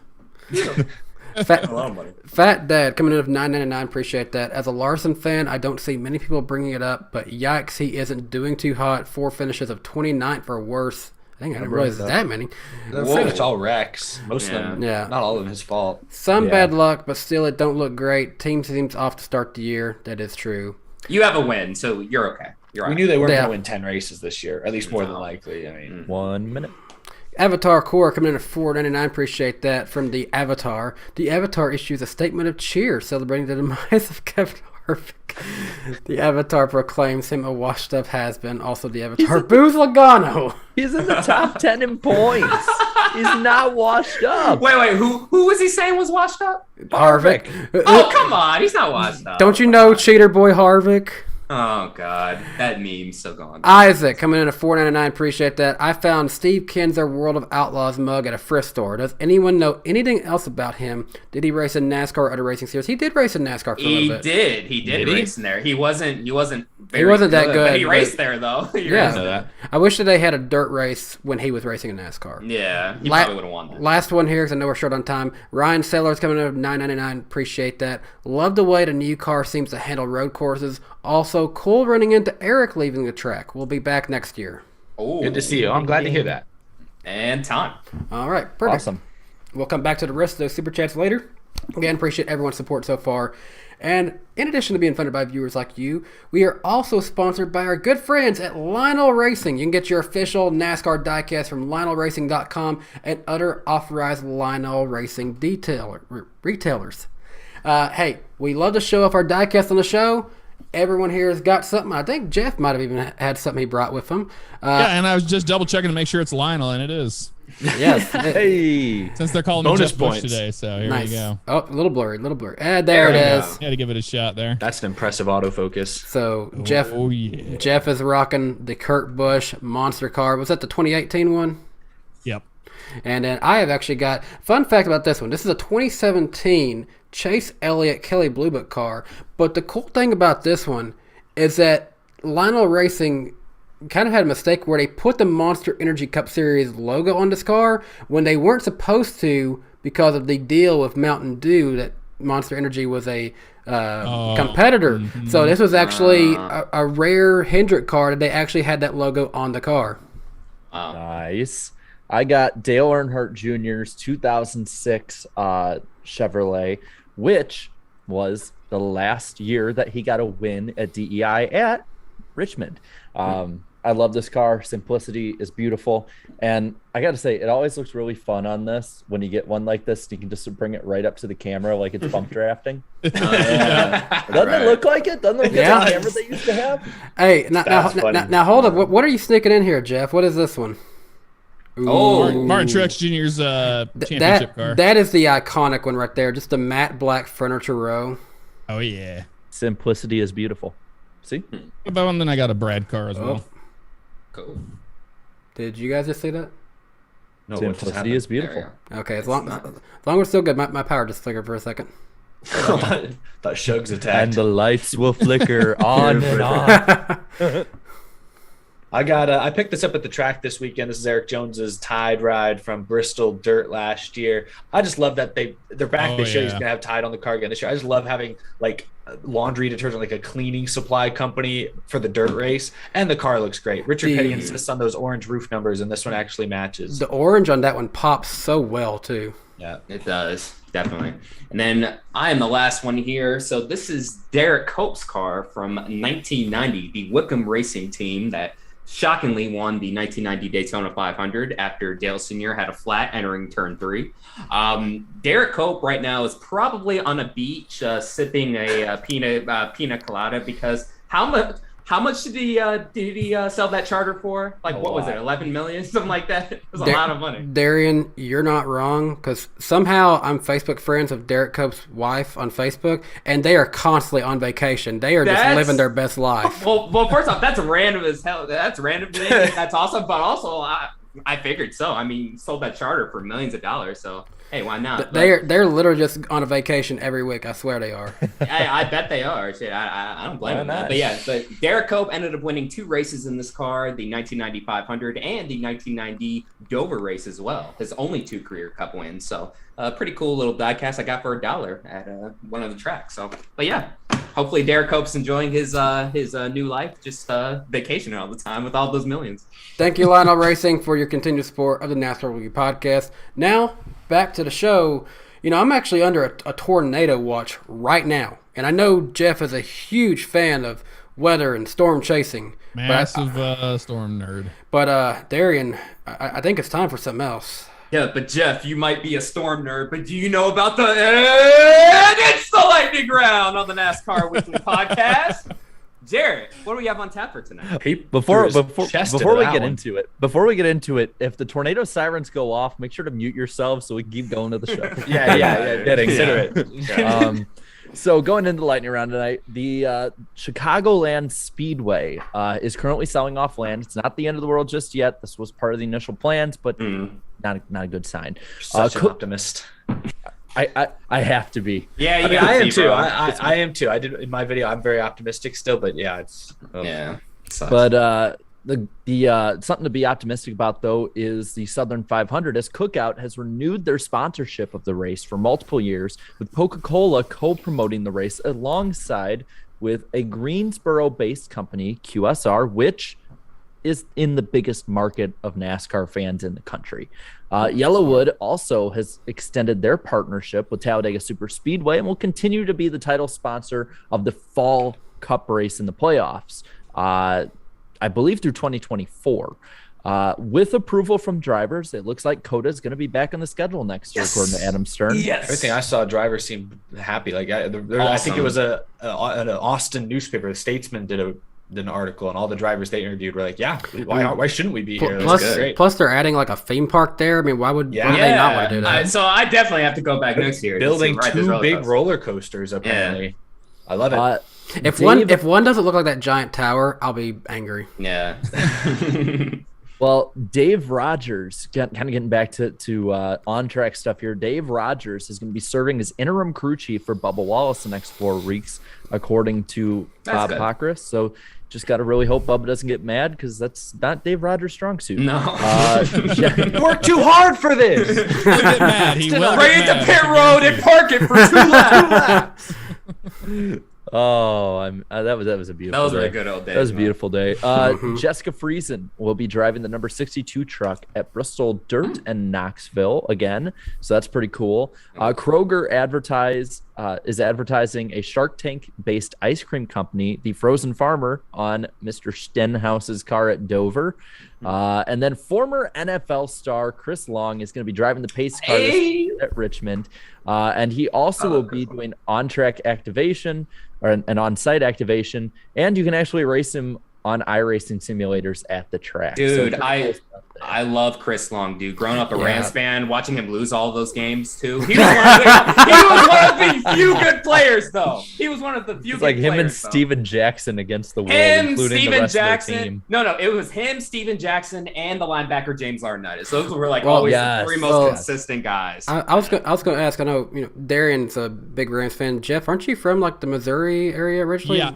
I'm from St. Louis. No home way! Of Cardinals, and that's my hometown. Dude, I grew up a diehard Rams fan growing. I still am a Rams fan. I'm pretty sure 1999 you're not anymore, was like the only time when I was younger that I cared enough to watch that, and I'm glad I did because that was the Super Bowl and the big thing of that. Sad. But sad. I'm from St. Louis, and there's the Cardinals, there's the Blues there, and everybody always asking me all the time. They're like, "Oh, aren't you a Cardinals fan?" I'm like, no. I mean, to be honest, like I only watch NASCAR as a sport to actually follow the Cup Series, and like I even try to follow the trucks and Xfinity as much as I can. But yeah, outside of that, usually no. All right. Well, Do you I'm just honest about it. I'm like, I don't know. Like, do you follow any other motorsports, like IndyCar, F1 at all? I started following F1, and I have reasons why I don't watch it, and it's just I don't know. It's not for any other reasons than it's having to get up early in the morning to watch it. A little too snobbish too. It is, and I found it so funny at the end of last season that they were just like, like this isn't fair. He's not allowed to pass me. Not the leaders, guys that are in the mid pack. They're just like, he's not allowed to do that. No, he can't do. I'm like, that's just he pushed the pass. What are you talking about? I loved your generic F1 driver voice. Yeah. What accent was that? Fox Lewis. I don't know which one. That was the Mercedes accent. Yeah, that's Mercedes. Yeah, Well, okay, but it might not be the biggest like your cup of tea to watch, but in terms, gaming is big on your platform. As far as like the F1 games, what are your thoughts on that so far? Oh, I love that. I love the F1 cars. I love racing them. I find that stuff so fascinating. It's motorsport. Of course, I love it. It's just I don't have the dedicated time to sit there and follow it, basically. It's understandable. Yeah. I give it to NASCAR on that one. I grew up with it. My boss is really big into F1, and he said that really without Drive to Survive, he probably wouldn't have gotten into it so much because he wouldn't be as familiar with the overall field of it. I will. Oh, sorry. And I've heard a lot of people say the same thing, and I'm kind of the same way. The NASCAR games got me to be more familiar with who the entire field was, so that was a thing that helped me a lot too. Right. Yes. Same. Yeah. Something that NASCAR games always get is that when they do the Xfinity and the Truck Series, it's like now you can get to know those drivers, and you don't feel like you're being, you're not. No one's gatekeeping you from caring about a certain series. You can actually go, okay, now I know their names, or learn to pronounce them and things like that. Right. Side note, Darian, was it like WTF1 tweeted that like Drive to Survive ratings? I was just about to say something about that. Drive to Survive, I love it still, but they freaking manufacture so much unnecessary drama, dude. It is insane too. So much to the point that one of the F1 higher ups basically had to publicly tell Netflix, like, hey, stop this, or the drivers are just not gonna do it. It's really gotten to that point. Yeah, stop this or we'll take you to Saudi Arabia. I was just surprised by whatever that tweet was. It was like the audience, the Rotten Tomatoes scores. It was like really high for season 1, really high for season 2, pretty high for season 3, and it was like in the. They missed so much. There was just so much they missed out, dude. There was so much they cut out. Like season 4 could have been so much better. It got me thinking, and I know we have other stuff to talk about, but it got me thinking. Everyone wants a NASCAR Drive to Survive, and I don't know. I worry that maybe that fad has already passed. Like maybe if NASCAR were to do their own Drive to Survive, it would just look like a copycat, and F1's already seems to maybe be at its peak. So I don't know. Maybe NASCAR needs to get creative, think outside the box, and try something a little different. At this point, if they do anything more than NASCAR, I just want to know if Kevin James gets the girl. That's all I want to know. Oh yeah. When Jarrett was here, we were watching the cruise. We can't go down that rabbit hole. We can't go down it. Hey, glad somebody watched the crew and enjoyed it. Did you not like the crew? I love the crew. Me and my wife Nicole. Me and Claudia loved it. We wanted to see what happened next. Honestly, I almost wanted to see it fall flat on its face, but then I enjoyed it. But in conclusion, NASCAR, please bring back NASCAR 360, and you'll be all right. There you go. Wally's World. Or Wally's World, yeah. Anyway, okay, we got plenty more. We're sitting here having fun, but I tell you who is not having fun is Brad Keselowski. Oh wait, hold on. That's the end of the lightning round, though, right? Oh, I guess. Okay. Yes. And that'll do it for the lightning round on the NASCAR Weekly Podcast. And now, Danny, back to the show. I thought we were done with lightning round forever ago. Darian only gets paid by every word he yells. So they want to make sure he met it. He's like Clint Boyer. Okay. And Jeff has had a diecast for every segue we've had so far. Yeah. Brad Keselowski not having a good time. Brad Keselowski docked 100 driver points, 100 owner points, 10 playoff points. So even if they started doing good somehow and won a race, they're still screwed after that. And fined $100,000 and Matt McCall, the crew chief, suspended for the next 4 points races. Well, now 3 after this one. I want to comment first really quick because Danny will get this because we were talking with Elijah Burke, who helps run You jinxed him. Yeah. And he was talking to us about like, we're gonna definitely try to perform better, yada yada yada. And then less than a week later, that they really came into Atlanta feeling hopeful, and then it just was the worst weekend ever for them. Yeah, it really was, man. And then NASCAR, I mean, they said it right from the very beginning of the season. They're like, do not mess with these next gen cars or we will throw the book at you. And what happened? Not only was he penalized so big, I don't even remember him being relevant in that race, really. Yeah. Well, before we go to asking probably the question we all want to know, I want to put it into perspective here when it comes to the point penalty. I went through, I follow the Winston Cup stuff. And again, just for fun, I'm not meaning to whatever. But anyway, it equates to 325 points in the old system pre-2011, which is a lot. Nearly 2 races worth of points. So they threw the book at him. It's not the end of his season per se. Of course, he can still get a win. But when it comes to pointing your way in, you probably have to average a top 10 with stage points every race. Yeah. And that's something that Roush team, it just can't do right now. Not right now. In the future, maybe, but not now. They're going to have to put everything they got in the Brad's Talladega and Daytona cars. Yep. And Atlanta. That's it. And Atlanta. Just don't touch the bumper, apparently. Well, let's be real. I think they're going to be better off Talladega or Daytona. They will, yeah. But let me ask this really quick. I mean, are we just surprised just how bad he's ran this year? I figured he would at least point his way in. I didn't expect him to be, competing for wins per se with the brand new team and stuff. But damn, I mean, just all the stuff that's happened this year. Before this happened, the crash, Auto Club was good for him. Yeah. Before the crash. Before this happened, he was sitting right on the outside of the playoffs. And overall, I think for what Roush equipment has become, that was a good spot. There was nothing wrong with that. Yeah, he was 16th before the penalty, and then he just finished 14th at COTA, right? So I mean, he'd probably still be in the top 16 in points. That's pretty easily. Not awful, not great. I mean, it's not mind blowing, but it's okay. But now you throw in this 100-point penalty and stuff, and it's like a whole new ball game now. Forget pointing your way in. You have to win a race and stay in the top 30 at least now. Didn't I see when this happened? Wasn't he behind Biffle when this happened? Probably he was. I think he's still behind David Reagan. Or maybe not Reagan, somebody. Is it Reagan? Oh, he's behind somebody. It probably would be because Reagan did pretty well at Atlanta. I'll refer back to the playoff points to see kind of where Mr. Keselowski I can't even see because the playoff points only go back to number 30, and I can't see any more than that. So. Oh, here. Yeah, let's see if ESPN can get it. Nope, never mind. ESPN doesn't have it right. Never mind. Hey, while you're on ESPN, I saw someone make a note of this in the chat earlier. I got off it quick. Okay, I was gonna say apparently their numbers are even more like not up to speed than the NASCAR. Dude, their freaking logos aren't even up to speed. They have Alex Bowman leading the points right now when Chase Elliott is 25 ahead of him. No, I have the points up on NASCAR.com right now. Brad Keselowski currently is 3 points behind David Reagan, 11 behind BJ McLeod, and nearly 20 points behind Cody Ware. He is at the moment 35 points out of the top 30, which is rounded out by Harrison Burton. So to put it like this, he is closer to Jacques Villeneuve than he is to the top 30.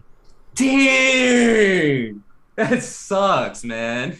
Oh my gosh. And he was about to point his way into the playoffs and everything and stuff, and then NASCAR is like, nope, we'll throw the book at you. Well, I think we can get into like this part right now.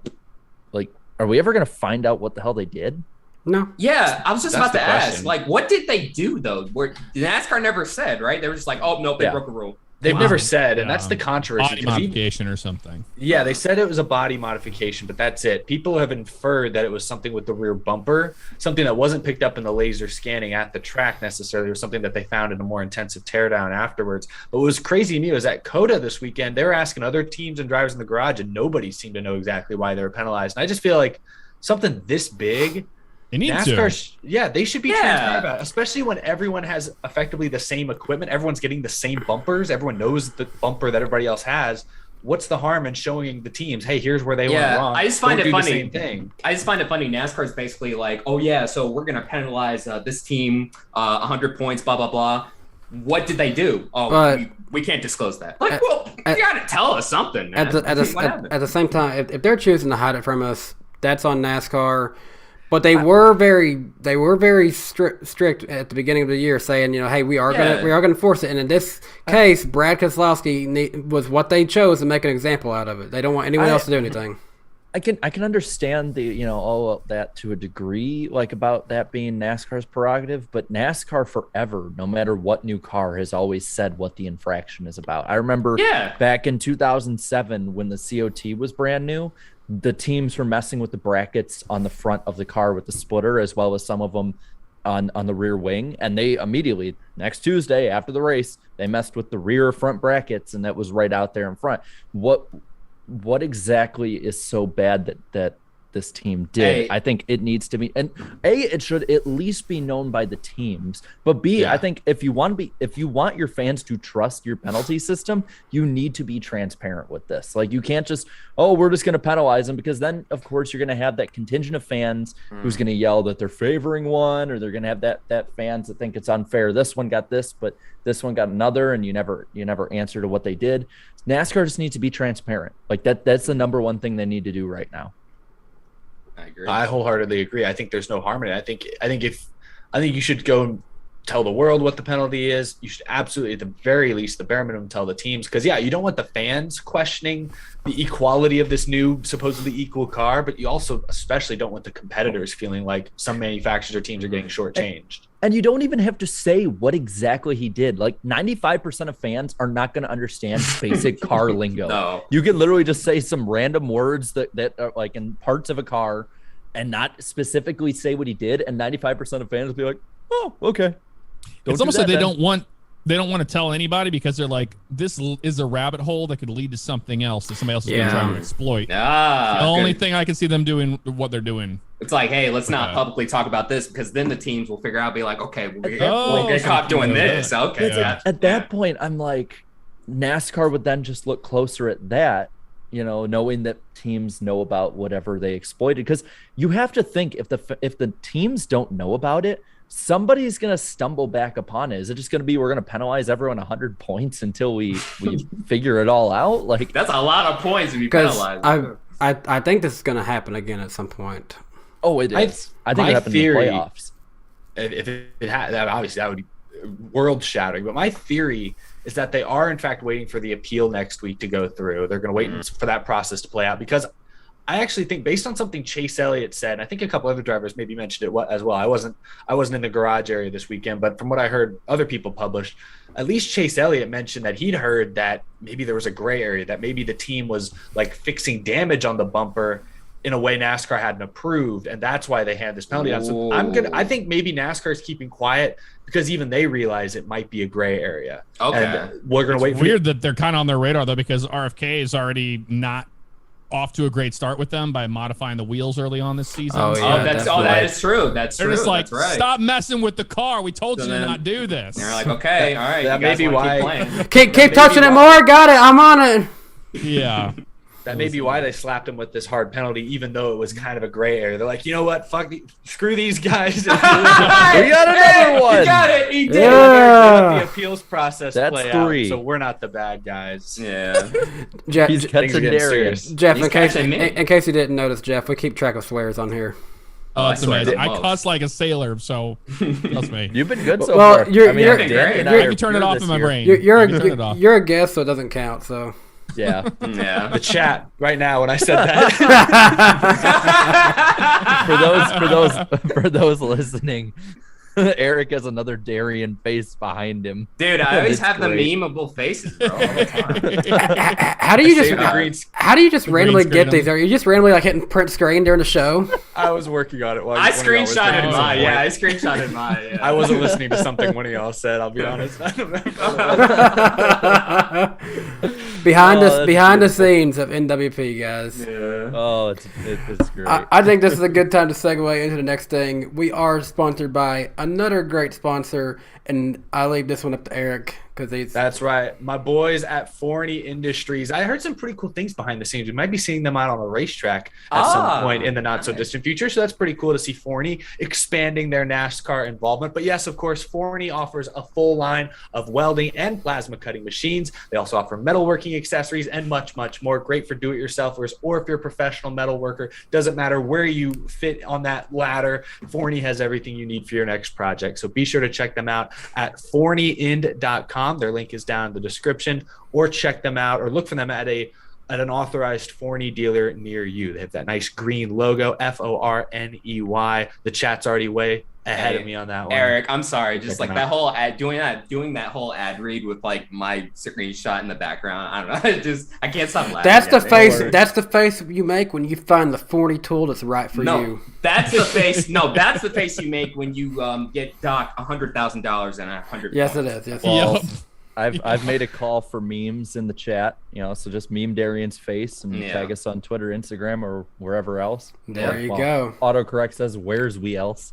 That Anyway. that face right there. POV. Will Smith is approaching you. Yeah, topical. Wow. Well I done. knew that. Hey, we had I don't know to what we, else is had, topical. we had to get it in somehow. You know we did. Hold on, Pop hold on. culture. Before we get before we go along any further in the show, always remember to keep my wife's name out your. Yep. All right. Well, you know what else is topical is Richmond this weekend. Yes. Oh yes, it's back. We have 2 series racing at Richmond Raceway this weekend. The Xfinity Series will be running in the Toyota Care 250. That'll be a 250-lap race. Start time for that is 1:30 p.m. Eastern Time. You can catch coverage on FS1 as well as radio coverage being brought to you by MRN. Weather kind of cooler, honestly, for this time of year. 60 degrees, clouds and sunshine, only a 3% chance of rain. The defending winner of this race, well, the fall version of this race, was Noah Gregson. The Cup race will be the Toyota Owners 400. This is 400 laps. Start time is 3:30 p.m. Eastern Time on Fox and radio coverage by MRN. Sunday, a little bit warmer, 64 degrees, sunshine and patchy clouds, an 11% chance of rain, and the defending winner of that is the Hack. Now, I'll say this. I've been keeping track all week because the forecast all week was like 85% chance of thunderstorms Sunday. And then nice. randomly today it went down to 11. And I was like, yes! Whoa. Knock on wood. So far, weather this year has not been an issue. It's I been knocked great. on wood. We're good, but Yeah. I just gotta say that's been a nice momentum Yeah, booster. really the only thing affected by rain was what? Practice at Atlanta? That was it? Yeah. Spencer mentions in the chat, is this the start of the dash for cash for Xfinity? It is. It is. Yes, It is. yes, that Yep. is true. Cool.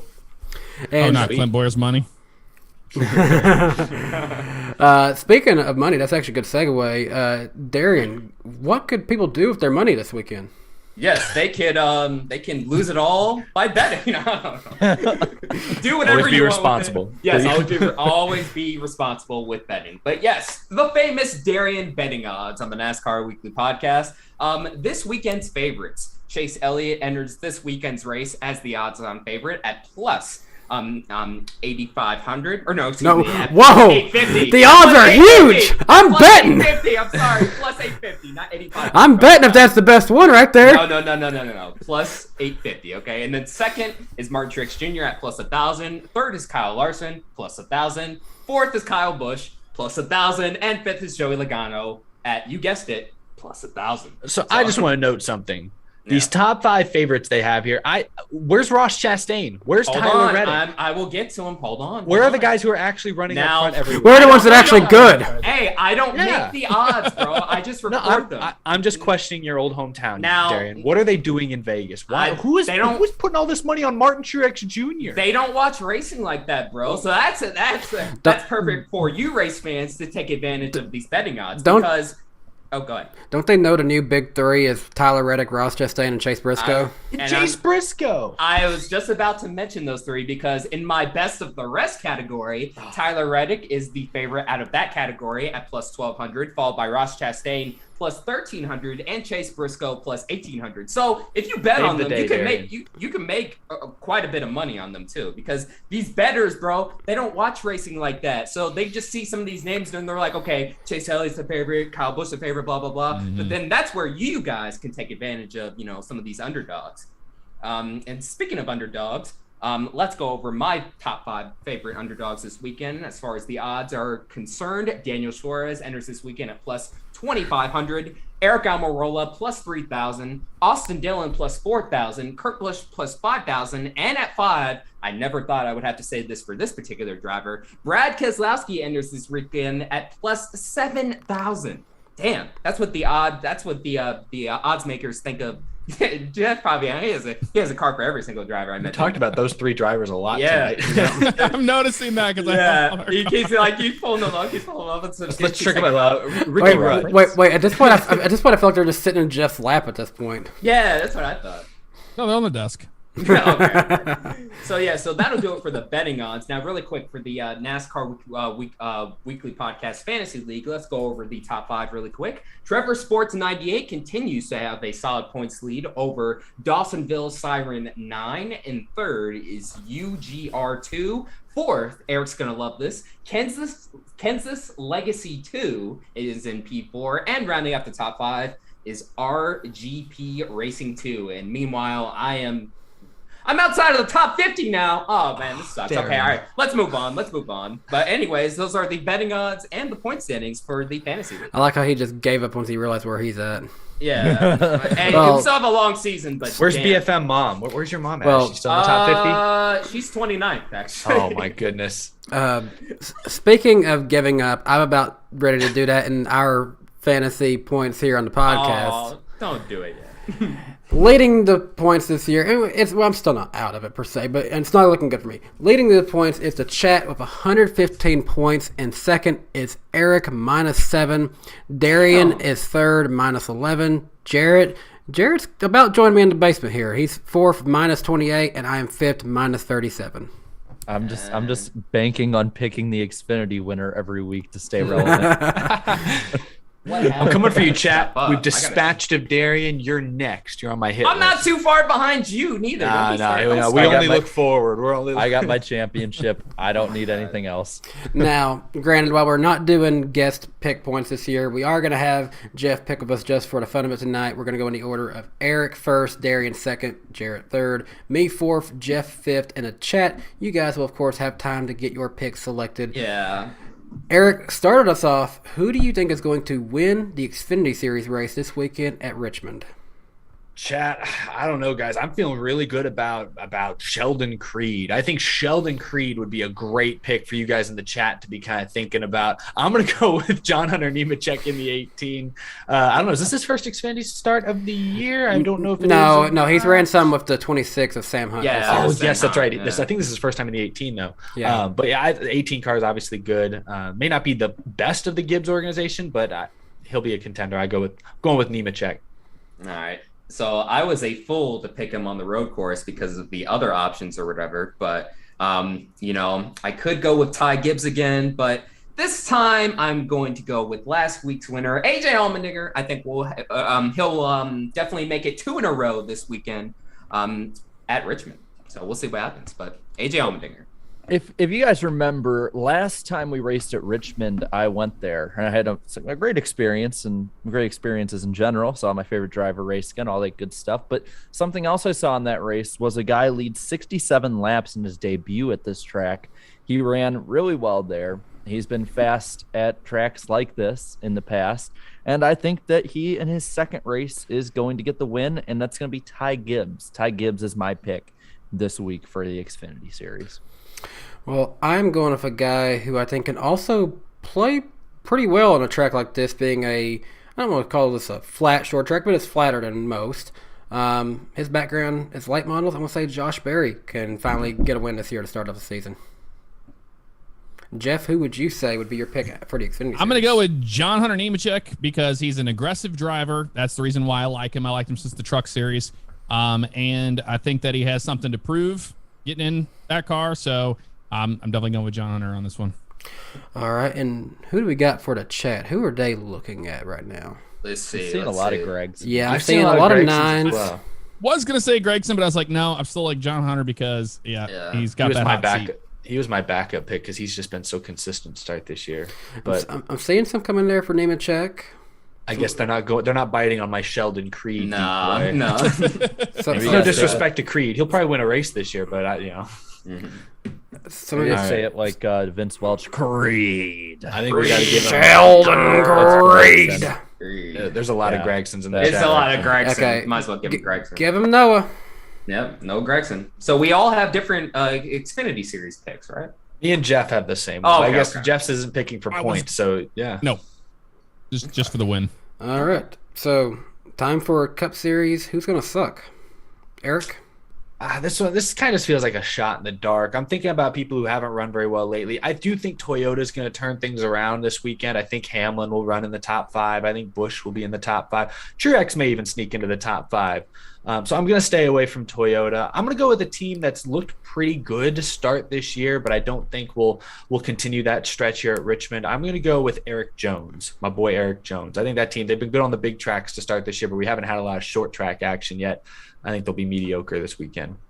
Okay, so you have 3 of the Trackhouse Racing cars all inside the top 16, and then 1 isn't. So I'm going to choose that one. Cole Custer. I don't know what's been going on. Oh, there you go. See. I mean, dude. You look at how Eric Almirola's been running, and then Chase Briscoe running like this well makes it look even worse that Cole Custer's all the way down there in the point standing. So. Unfortunately, Cole Custer. Hopefully he improves, but I see otherwise. I got to ask you this, Jeff, because I know you're a Kurt Busch fan. You got a lot of gear from him when he was in the 41. How does it feel seeing that 41 not running the same? It's weird. Honestly, it was Danica's car at the time because they swapped whenever they did. But even before then, like Cole Custer was amazing in the Truck Series, and I think they just moved him up too fast. I think he need more time in Xfinity. Because he's got big shoes to fill, and it's difficult. He got a decent amount of time, though, didn't he? He got 2 or 3 years? Yeah. He's so young, He was in though. Xfinity for a while, but yeah, he still is very relatively He's really young. Yeah. And he's known for the fight, isn't he? Oh, yeah, that's right. I wouldn't mind him seeing call it that. Outside honestly, backed into the win at Kentucky, Yeah. Well, I'm going to go forward with my suck pick. It's the same as Eric Jones. It's just that if the team can't get out of their own way, when they can get out of their own way, the driver has issues sometimes. Not as often, though, but whenever either of them get it right, the universe seems to want them to crash. And it's just it just seems like it's a never-ending track of sadness. It's like the Bubba curse. Hey, he got 9th this last week despite being lapped down. It wasn't that bad. But we're not on a road course. Yeah, we're on a short track. I know.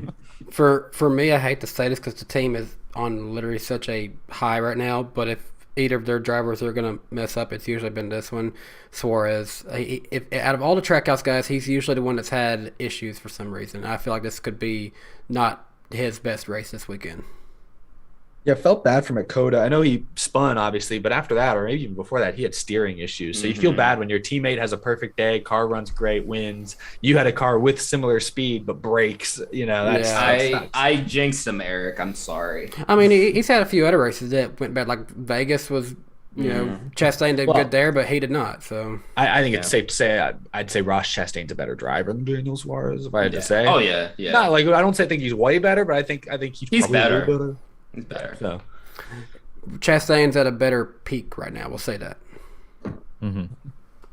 That is not. There's no consensus. Oh, sorry, we got Jeff still to go, but I'm just looking at the chat and I have not seen any consensus. Well, he already said he was going to do Custer. Oh yeah, Custer. Well, yeah, I would say since he already took that, I would say the 18. I think that Kyle Busch is just he's in his head right now. He's not getting along with his team at all currently. That's fair. Go into a short track situation with him having as bad as the 2 weeks as he had. Yeah, I think it's. I mean that's a recipe for disaster, but we'll see. That's pretty fair. Yeah, I feel you. I think the chat might be agreeing with you guys on Custer. It's there's no clear consensus, but I did just see I'm seeing a lot of 41. I got the plurality. Can't say that about you. Can't say Kurt Busch. Kurt's been doing amazing this year. Who said Kurt Busch? Don't be saying Kurt Busch. No, but you be saying that. I thought Danny was going to pick Kurt Busch for a second. Who was it that Danny picked when we had a guest on? Oh, was it Roots? Oh, no, it was the driver in the Heat Pro League for Germain Racing, and I picked Ty Dillon. That's right. You just kept picking on him and just kept trashing. I need to find that episode. That's still to this day one of my favorite moments. If it was on my channel, I'll give it to you after the show. I'll give Ty Dillon this much credit though. He's running better in the 42 than he ever did in that 13. Better. Yeah, way better. Yeah. All right. I think though we got dark horses coming up here. Yeah, who's the dark horse, Eric? Go ahead. I had it. I just lost it. Oh, I was going to go with Kurt Busch. He's won here twice in the past. His results, I was looking earlier today. His results, the last few years at Richmond are like all in the teens. But he's been in a Ganassi car. I think he has a great shot at a top 5 this weekend because Toyota's historically been pretty good here. See, some of y'all picked this driver to suck, but I think he'll do really good this weekend at Richmond. Eric Jones. His one issue is he just needs to finish races. That's all he needs to do. If he can finish these races here, for the rest of the regular season, I definitely think he can for sure point his way inside this year's playoffs. So just needs to finish. So hopefully that'll start this trend of consistency. We'll see. But Eric Jones. My pick has a 7.3 average at Richmond, and he finished 4th in the spring last year and 3rd in the fall. I don't see any reason why he can't do something similar this year. I'm going to go with Christopher Bell. I'm going to say I think Justin Hailee can be pretty good. I think this is a track that he can play pretty good at. He was doing okay at the Clash before getting took out by Larson, and this is also a similar style track, kind of flatter, short, like longer speed in the straightaways. Hailee might do pretty good here this weekend. I'm going to go with the 3 car. I think Austin Dillon's been doing some things like this season that I didn't expect. And he's pushing up there, and he usually does something well at short tracks that kind of come out of nowhere. So I'm going to go with the 3. It's a dark horse. He's good at Richmond in the past. Yeah. So what we got for the chat here? It's not like a consensus. I'm seeing a lot of Austin Dillon actually. Yeah, let's go with that one. Austin's been coming up. He's up there, and you're not used to seeing the 3 car. Like you're like, is he going down a lap, or is no? He's actually running in the top 5 on camera. Yeah. Okay. Yeah, I'll give him Austin Dillon. It looks like I'm seeing more 3 than anything. It's kind of more like 3, a lot of 3s, and just random numbers, really. Okay. Yeah. Anyway, now who's gonna win? Who's gonna win at Richmond this weekend? Realistically, All right, so we can never be realistic on the show, Jeff. No. we referenced this earlier in the show. I don't remember who said it, but there is a new big three, and that big three is Ross Chastain, Chase Briscoe, and my pick to win at Richmond, Tyler Reddick. He's never won a Cup Series race, but he's going to get it done here tonight. He was top 3 at Richmond, or no, I'm sorry, not Richmond, Phoenix, which I feel like is the closest track we've raced at to this point to Richmond. So I looked up his numbers before today. I don't think he ever has a top 10. He's only made a few starts here at Richmond in the Cup Series. I don't think he has a top 10 at Richmond. Maybe he does. I don't remember it. But I think that turns around. I think this is just a different team this year, and he's a different driver. So Tyler Reddick for the children is going to win at Richmond. For the children? What? I don't know. Free chicken tenders at Cheddar's. I don't know. Oh, geez. For the children. Darian, give your pick, man. Think of the children. They're the children. Yeah. So yeah, Tyler Reddick, and he's also my pick as well to win. You know, I thought I was being original. What's going on? Nope. I was thinking the exact same thing. We have a brand new big three this year in Chastain, Briscoe, and Reddick, and I finally think Reddick will get that first career win this weekend. So we'll see what happens. But Tyler Reddick, that's my pick. You know, going with the numbers hasn't really helped me in the Cup Series much this year, but you know what? Eventually it will, and I think this weekend it will. This guy's an 11.3 average in 12 races at Richmond.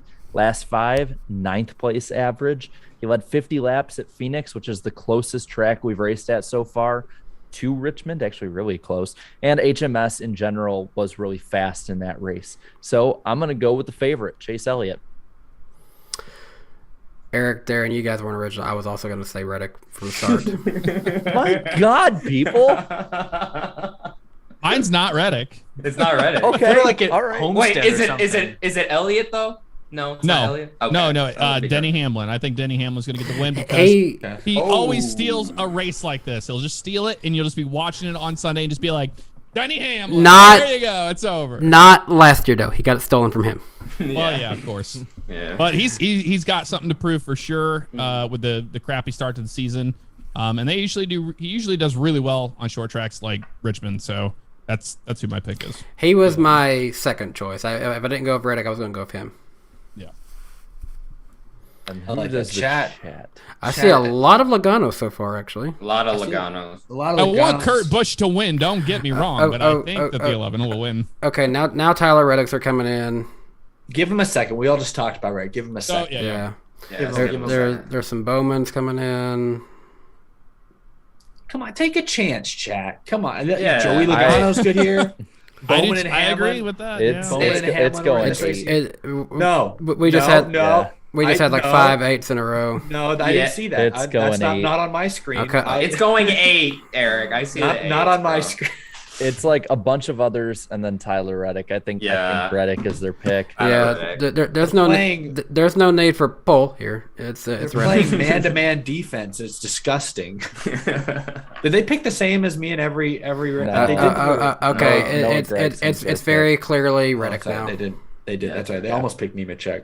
And All right. Noah Gregson is their pick. All right, fair enough. Yeah, there we go. We'll Okay. update you next week on how the points look. Yep. Hopefully I don't suck, but we'll see what happens. If nothing else, I probably am not going to change. I'm not going to get third in the basement. So Basement only goes so far until you hit water. Yeah. or hell. Or lava. or that too, I guess. Yeah. Okay, all right. Well, maybe we should just go to Super Chat Well, where we dig yeah. further down in this. Yeah, let's do that. Irvin Alvarado coming up 999. Appreciate that. Next year, COTA will have an amusement park built in their vast complex. That's another fan experience of both F1 and NASCAR, improving the track future as a must-go to for both racing and fun. We talked about that a little bit. I agree that would entice a lot more people to go there and check it out.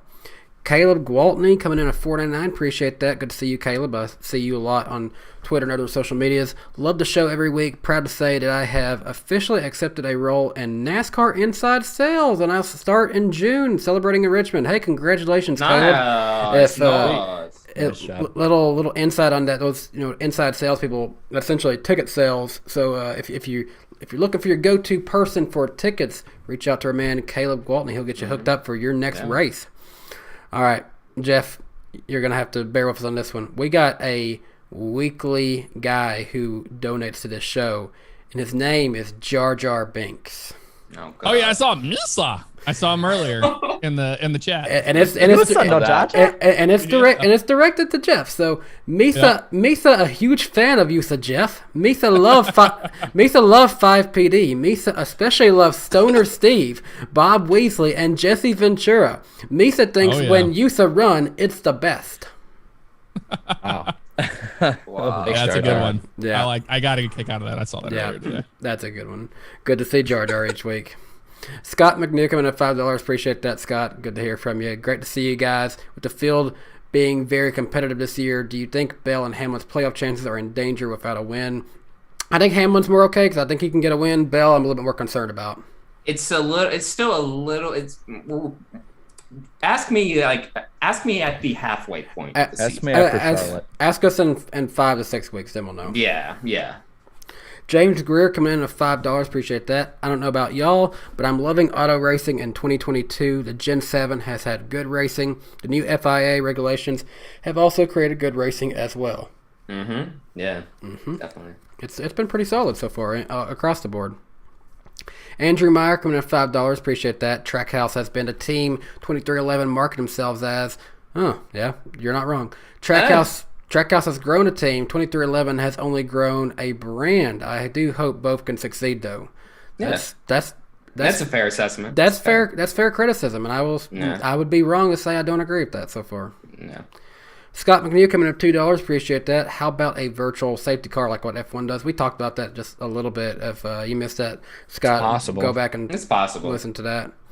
PTM Billy coming in with $10. Appreciate that, Billy. I personally don't like COTA. It's not too long for say, but it's not designed for NASCAR, but won't lie, that finish was great. If you don't like that kind of racing, don't even watch. That's what Kyle Busch said. Yeah, I agree. I mean, hey, if it's not your cup of tea, it's not your cup of tea, but when you can still admit that was a good race. SDJ2 coming at $4.99, appreciate that. Also, I'm not sorry the Clint Boyer experiment is over. I feel like he makes the sport look bad by playing into the dumb guy bit. Be professional. Aww. Yeah. I mean, I can see his reasoning. I haven't seen enough TV this year to have a super strong opinion on Boyer. I just know the pre-race shows give me pain. Yeah. Tyler Reckoff coming in with $5. Appreciate that. With so many tracks having lights, I don't understand why night races aren't that common anymore. Seems like Richmond used to always be held at night. Yeah, Richmond. Or TV ratings. Yeah, that's the main reason. Because I mean, personally, honestly, from a temperature standpoint, I wish that race at Nashville last year was ran at night. I think it would have even been a better race, honestly. But, it is what it is. A lot of races end at sunset now because of the late start time. So you still get the lights still get used, even if it's not a night race. A little bit. Yeah. And, Bob will always tell you if a track has lights or not. So, Gordon the Big Engine. Good to hear from engine number 4, the Island of Sodor, coming in at $5. Appreciate that. Oh, the indignity. The Fox pre-race is more cringy than my character in All Engines Go. Can't say I've watched that when I stopped watching Thomas a long time ago, but... is that Thomas the Tank Engine character? Yeah, you don't know who Gordon the Big Engine is? I heard number 4 or something. He was the green one, right? He was green. No. He was a big blue one, No, he's the blue one. Percy, yes. No, Percy was the little green engine. Henry was the big green engine. I watched it for George Carlin. James the red one. I had a bunch of Thomas. George Carlin was in that? Yeah. Shine Time Station? Yeah. Damn, I did not know this. Yeah, he was Mr. Conductor. He was in it, and then you had Ringo Starr doing the narration. That was Ringo Starr? Ringo Starr. Yeah. I got to go back and watch Thomas the Tank Engine. No, you don't. You don't. Eric, you watch it, might as well watch Theodore the Tugboat. Okay. If you're gonna go down the Thomas the Tank Engine rabbit hole on YouTube, watch the Dark Side of Day Out with Thomas series. That's all I'm saying. Oh yeah. Wait, was this show? Well, okay. Yeah, just watch it. Are you guys trying to ruin my childhood live on the air? Is that what I'm hearing right now? We'll talk more. I showed these guys on YouTube, so. Oh no, it's something.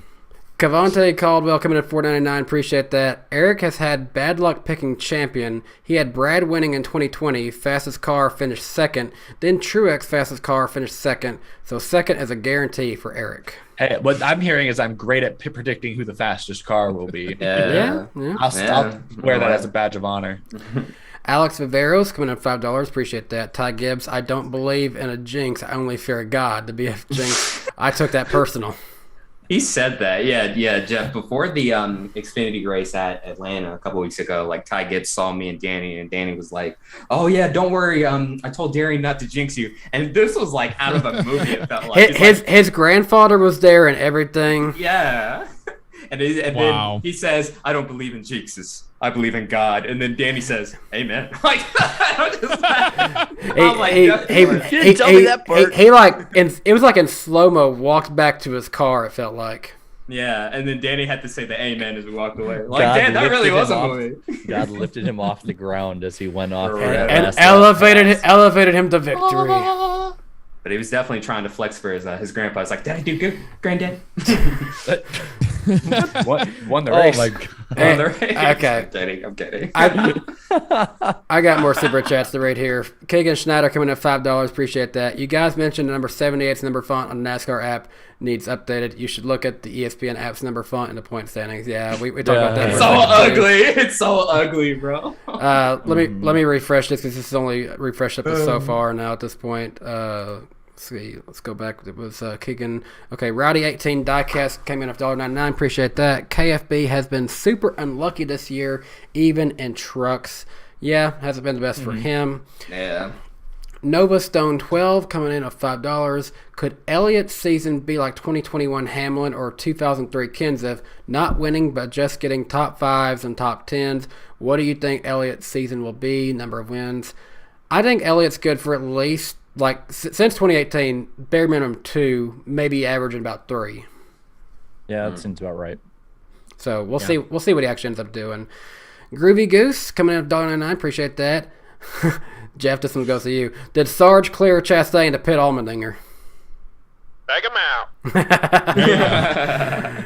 Yeah, he definitely did. Groovy Goose. pretty cool. Yeah, that was pretty cool. Groovy Goose coming in at $4.99. Hot take: do you think all 1.5 mile tracks will be NASCAR's multi-purpose stadiums? They were convenient, but both became boring and passing. Spend a UFO. Got that part out of it. I don't know. Multi-purpose stadiums, like I'm not sure what you like- mean by that. like Las Is it- Vegas has that EDM festival. Yeah, EDC. ED whatever. Yeah. Yeah. They're all letters to me. Yeah. It's just lasers and stuff. Jeff, bear with us on this person. He's also a regular in the super chats. Hot Piss coming in with $1.99.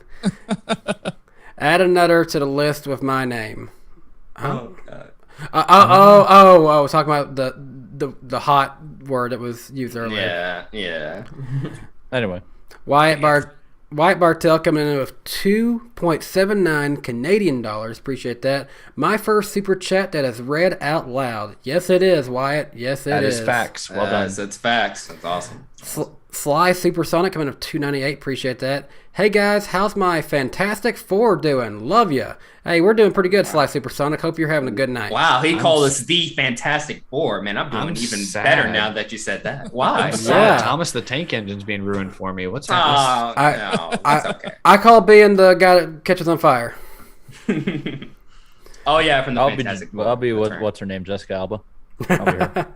I'll be the I don't know what was that rock You're- thing or whatever. The thing, that's what it was called. Oh, the thing! thing. Oh, Yeah. I walked into that.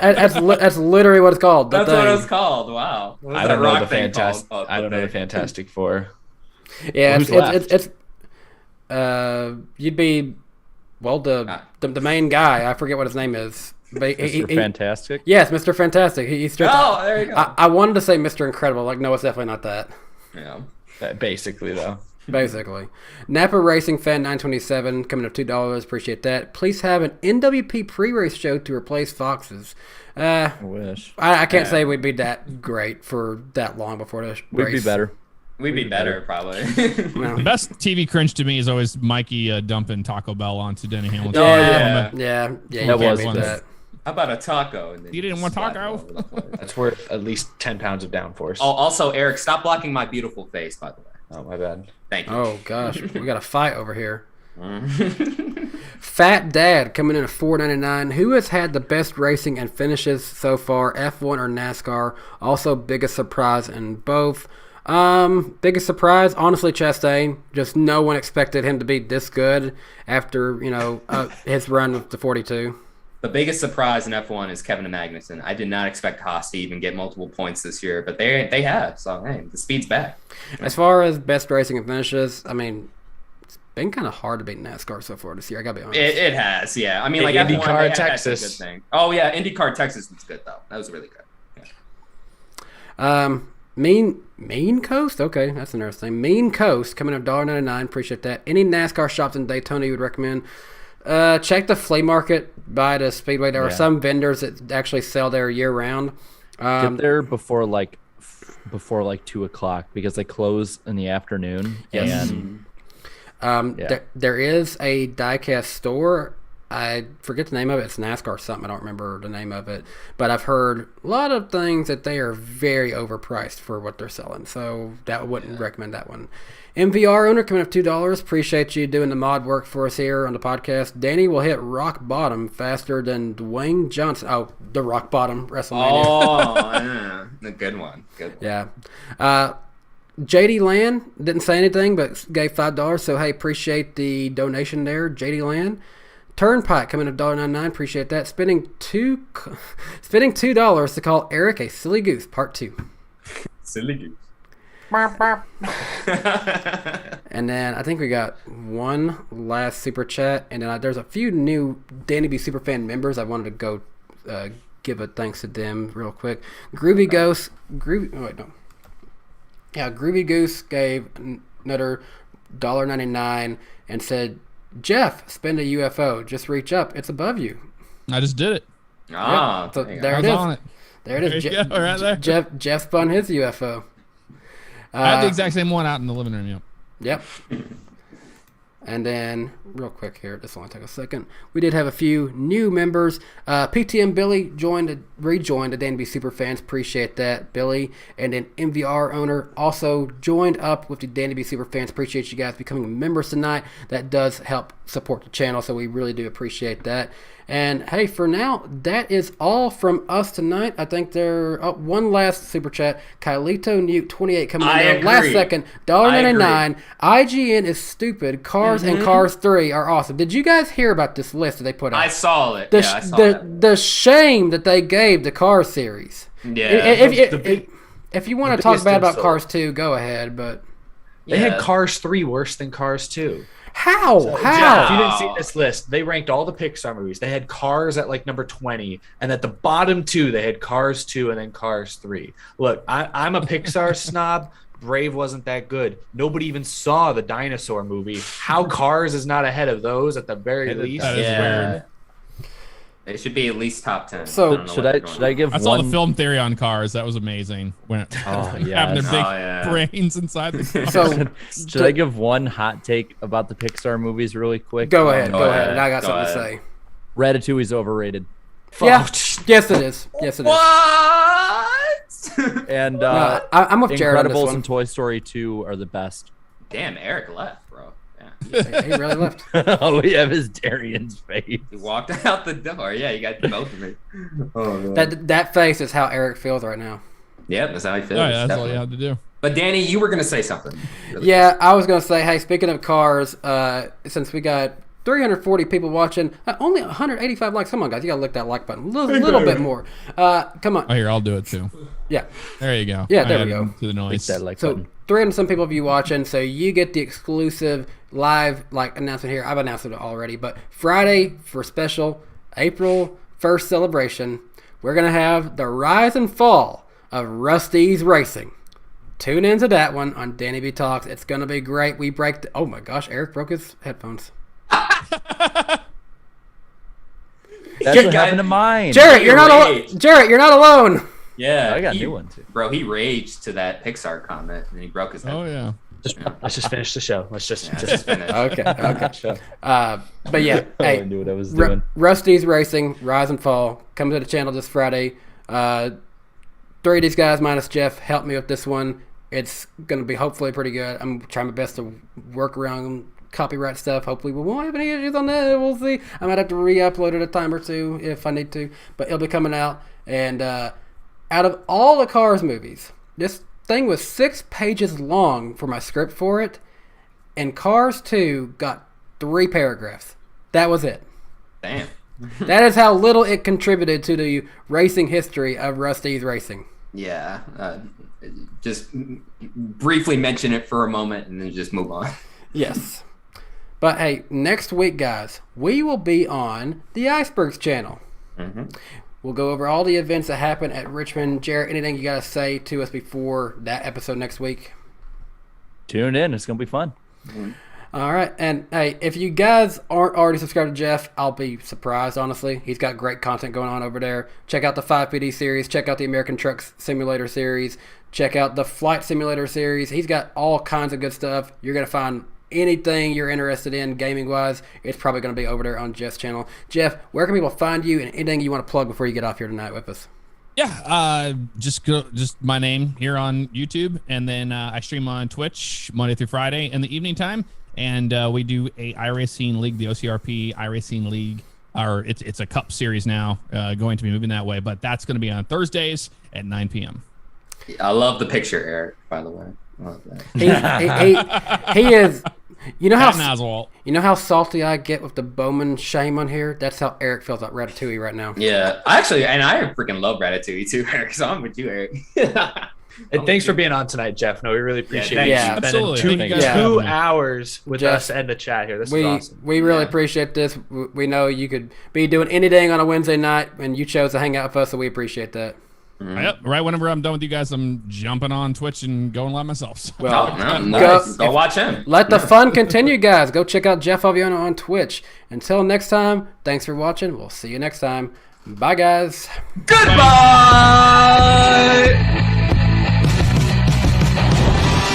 Green. Holy moly. Great job! Yeah! This guy. Thank you. Wow! Hell yeah. Woo-hoo! Great job, man! And we got a crash. Car spinning left and right. Buddy, let her rip. Rain like hell, baby! Come on! Oh my god, guys! Yes! Yes! Unbelievable! You guys are the best! Yes, yes,